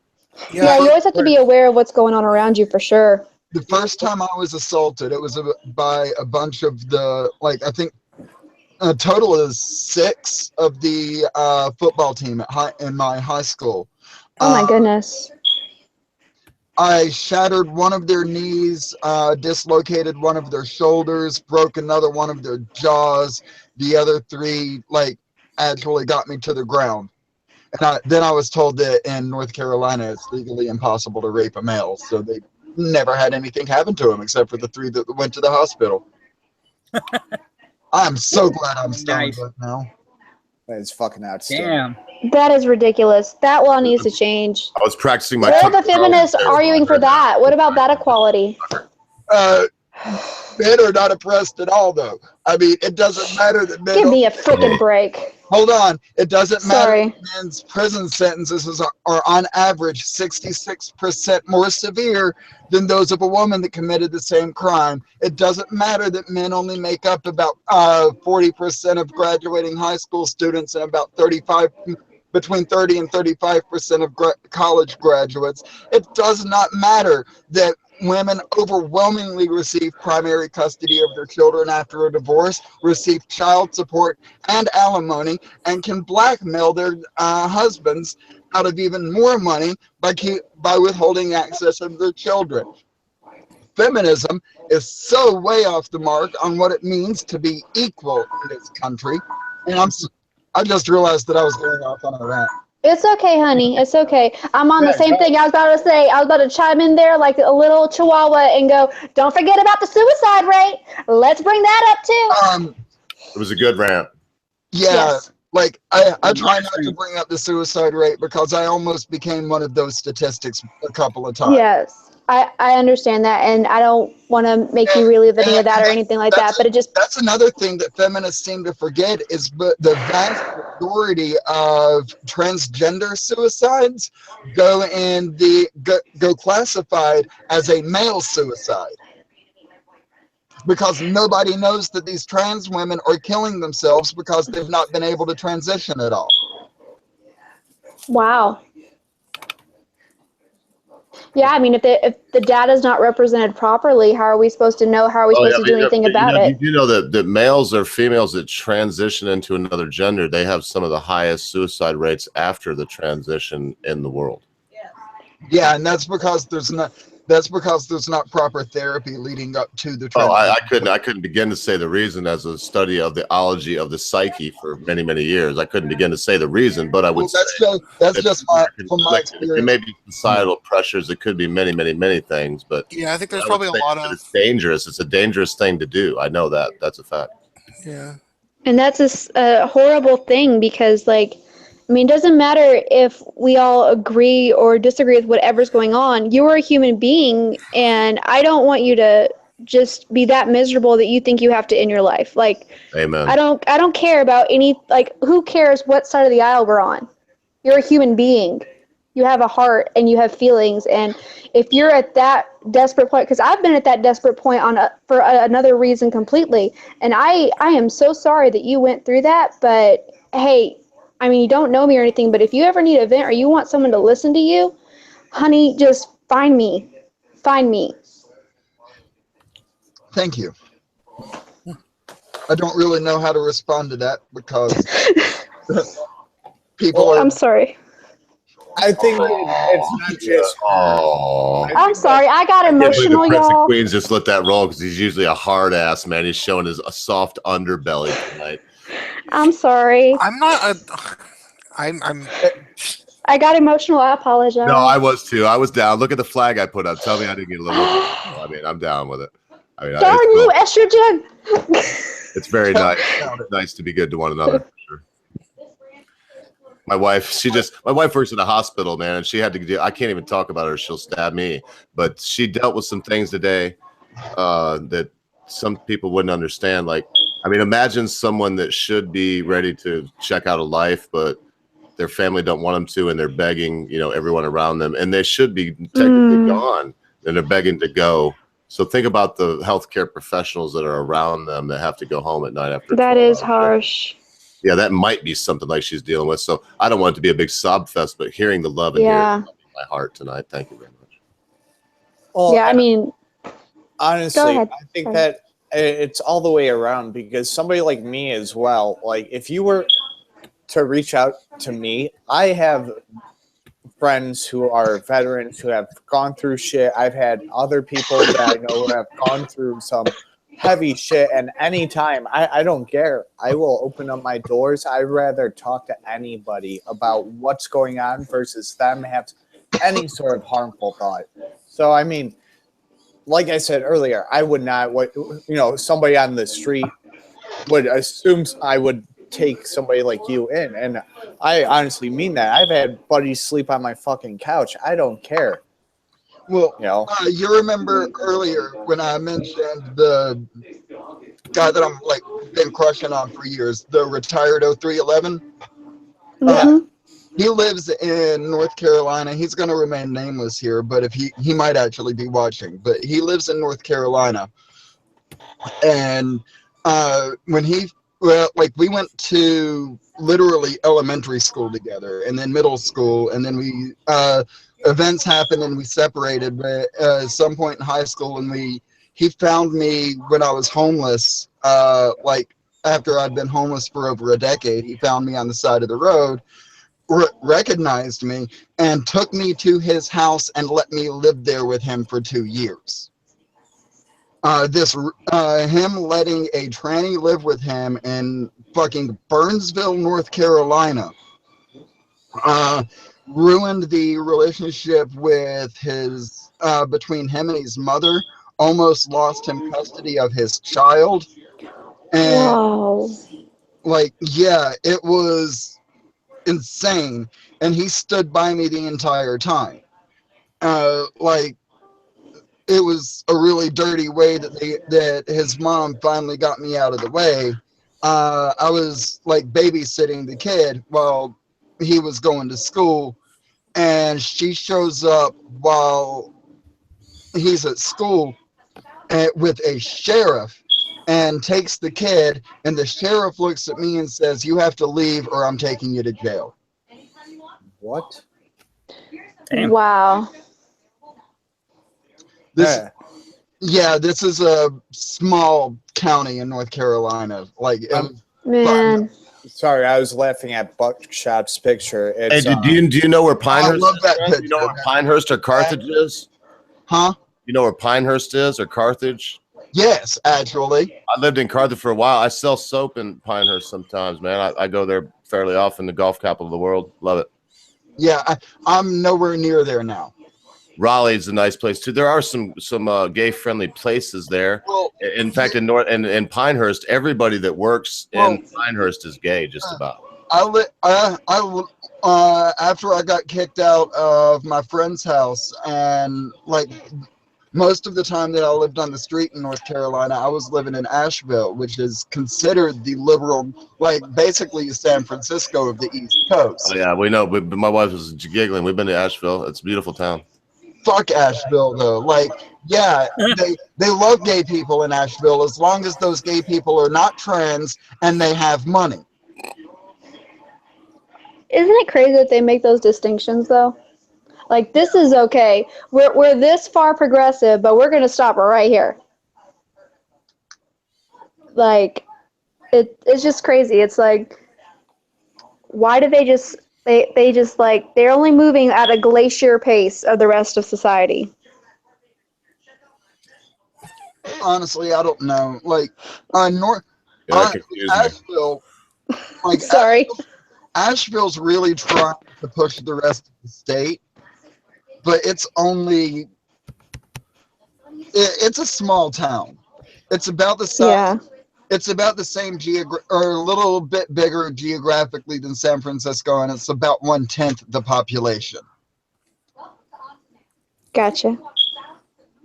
So, like, it's trying to push the rest of the state, but the rest of the county, that's around Asheville is pushing back. Like the rednecks that surround Asheville are saying, no, we don't want trans people. Gay people are okay because they're pretty much invisible. We can ignore the fact that they're gay. But you put a skirt on a boy and fuck them. I mean, that is harsh. I don't know what to say. What I believe in is around here where I'm at is I love that too. Buckshot's a badass thing. Buck just put up a little homage. But live your life, man. That's all I say. What my saying is this: shoot heroin in your penis. Do whatever you want to do. Just don't steal my fucking lawnmower to do it, or my wife will shoot you. Oh, that was her. She heard that. She said, "That's right." Don't do it. She'll kill you. She got a 6-hour P2 380, man. She can shoot with that some bitch, man. She got extra clips. She drop them out and put one back in it. I load a lot for her. Bow, bow, bow. Center mass, bitches. Oh, I'm sorry. But, what I meant to say is I'm very proud to be here, man. It's like the community that we are in that they're trying to destroy, like Prince was saying on my channel earlier. I don't think they can destroy it because something is bonding us that is stronger than what they think it is. They try to manufacture it with the Trump loves hate and all that shit, but you can't manufacture true kinsmanship. Yeah, it's the left, and obviously the Democrats. They need to separate everyone. That's what they keep doing. They need to keep us separated so that we keep infighting, so we don't see what the fuck they're doing. Mm-hmm. Yeah. Well, that's the thing, though. Like, not all of us have the same ideology, even in this group. But we can agree to disagree and say this is the higher purpose that we're working towards. I mean, in this group, we got diversity here, and because I've heard things that I just didn't pipe up because it's probably not the time and place, and when I can pipe up in my own way. But I've noticed that the same way about everybody else here, and that is the most beautiful thing in life, isn't it? When we can all agree to disagree. Yeah. Yes. And on the same note that she was saying a moment ago, I'm going to paraphrase Napoleon here and say that politics is now the easiest way to control the masses because people are starting to give up religion. Yeah. Well, left wing. Well, some of us are, and some of us are too stubborn to die. Well, even those of you that are not giving up your religion is very much tamed compared to what it was 100 years ago. Oh, yeah. Oh yeah, but with that, the whole I would say this craziness. too, thank goodness, because we're not like, listen, the Reformation happened in the Christian church, and I do call myself a Christian, but I also know young person Lyra. I'm so bad with names. I'm just trying to remember Lyra. Miss Lyra. I do remember that Jesus wrote down with his finger like the sins of these bastards. They brought a prostitute in front of him and was like, hey, the Bible says we should stone this person if you believe the mythos. That's all. If you believe the mythos, he's like, we should stone. And Jesus started writing down like, this dirty bastard fondled a child. I don't know what he wrote. I'm just speculating. This dirty bastard fondled a child when the child was prepubescent and he was blah blah blah. And the next, and at the end they decided, hey, maybe we should just live and let live. Well, I've read the Bible, the Christian Bible, many times, and I've never been able to interpret the Bible as having that message. Which one? The forgive? I mean, it's hard. And look, I don't want to go there anyway. It's just a mythos. I want to make that clear. It's a mythos. Yeah, I know. But the message that it does give the message of forgiveness, but it gives the message of fighting for forgiveness. It's like, I want to forgive you at the end of my sword. I will forgive you for not believing in my God as long as... But the people of it, in fact, that was my main point, is the people of it right now are reformed. So whereas a Muslim would kill you, brother, you can't go to Jordan or Dubai or Saudi Arabia and be you. They'll kill you. Afghanistan, all those places. They'll kill you. I mean, I've done time in the Middle East, so I will definitely say any form of Islam typically will throw you off a fucking building in the Middle Eastern setting. There are not entire sects of Christianity. Like every Baptist in the United States is not decapitating and broadcasting on YouTube homosexuals, LGBT people in general. It's funny you said Baptist because you know as well as I do. In North Carolina, there may be a Baptist or two that was a jerk off. That's all I'm gonna say. But I will say that. I mean, as I'm sure there are still some no, I know that there's full blown like homophobic right leaning people because occasionally actually like people laugh at the Westboro Baptist Church though. Yeah, well, it's a fucking joke compared to what it was even 20 years ago. But occasionally I get comments like on my videos. Like I got one recently from some guy being like, I made a video called like 10 examples of toxic femininity. So hard to say that word, femininity. And some guy was like, well, you're a fag, you're part of the problem. Some shit. And yeah, but how much is never mind. But there is but I will say that like this election brought so many conservative people towards being open towards lesbian and gay people, and the reason why was because fucking the left became such fucking cunts to gay people. They were fucking, and it was like, oh no, you guys can't criticize Islam. Like, the fuck I can't, you know? Like, you know? And so the right was like, well, the right ended up basically saying like, okay, maybe I don't always like gay people and trans people, but fuck if I'm gonna let a bunch of Islamic motherfuckers gonna come over here and kill all my fucking gay and lesbian American citizens that are around me. Exactly. Like, you guys said that picture, that flag I put up earlier? Yeah, that was actually my desktop background for the longest time. Yeah, that was started because of that and of the thing that happened in Florida, right? Orlando, yeah, the Pulse nightclub. Yeah, let me tell you, that month I sold so many pink and purple guns, it was ridiculous. And well, have you heard of that meme, the we shoot back with the rainbow flag? Hell yeah. That's been floating around for about 4 or 5 years. I had that as a patch, just the rainbow flag with we shoot back. I had that as a patch on my backpack for like 2 or 3 years until I lost that bag. Hell yeah. Well, shit. Have you heard of the Pink Pistols? Yeah. Oh, I love those guys. I love them. I love that they were doing the discounted LTC courses for LGBT in Texas. I love that they were doing Thistles? Did you say Thistle? Pink Pistol. Oh.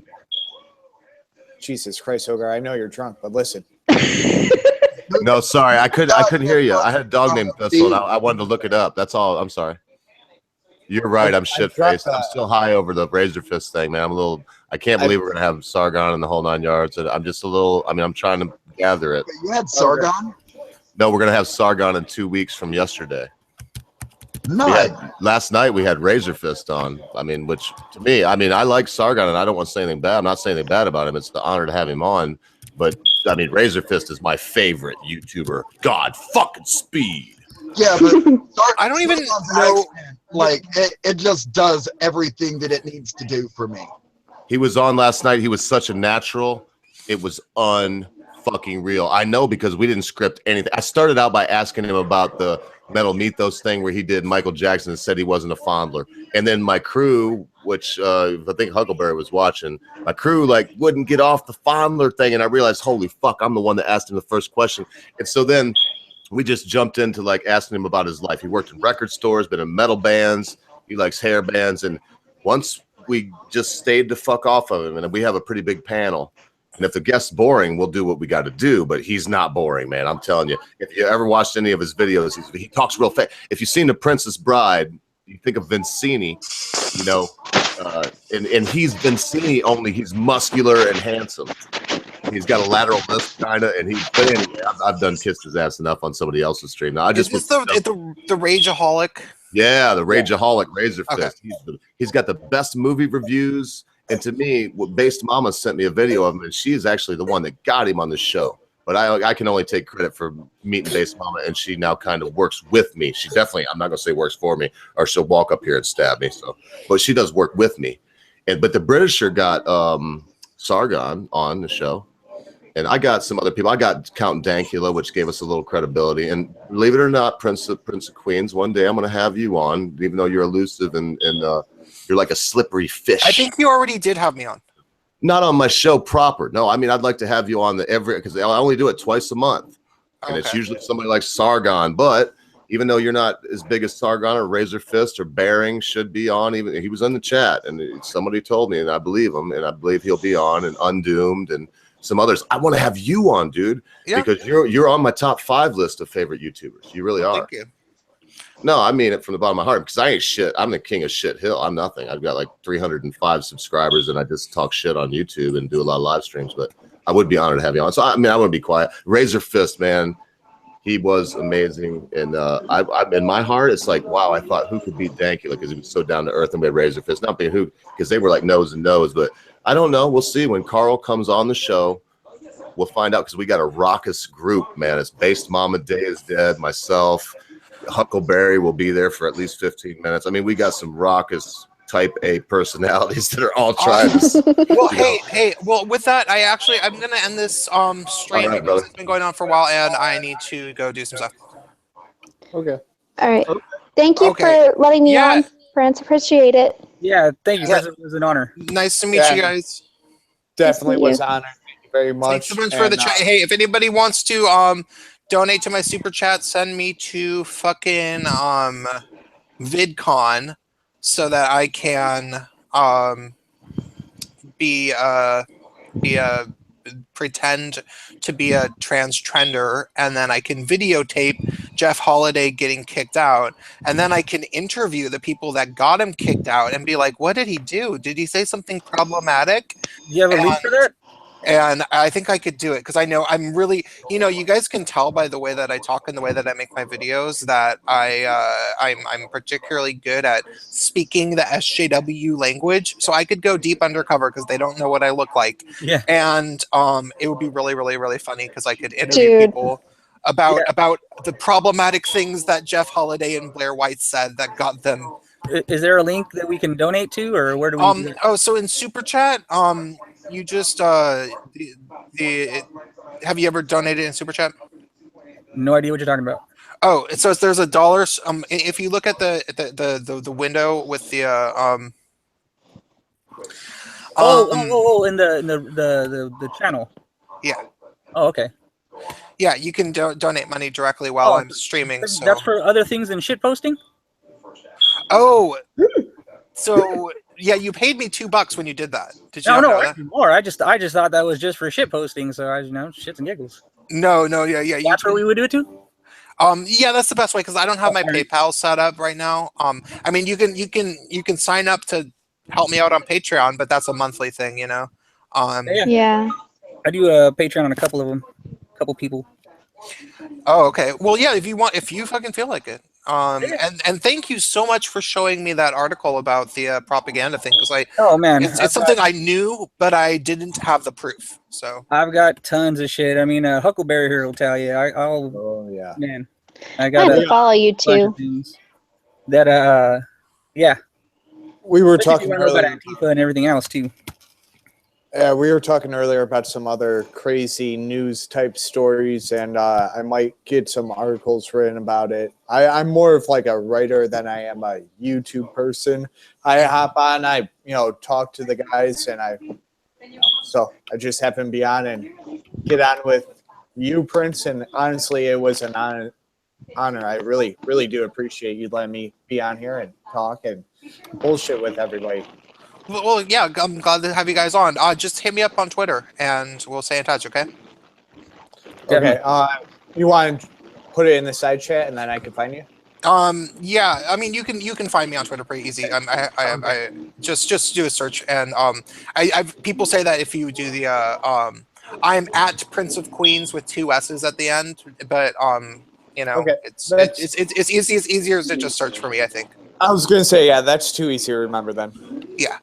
Okay. Well, right. Well, thank you very much, sir. Great to talk to you guys. Yeah, thank you. Take care. Bye. Bye.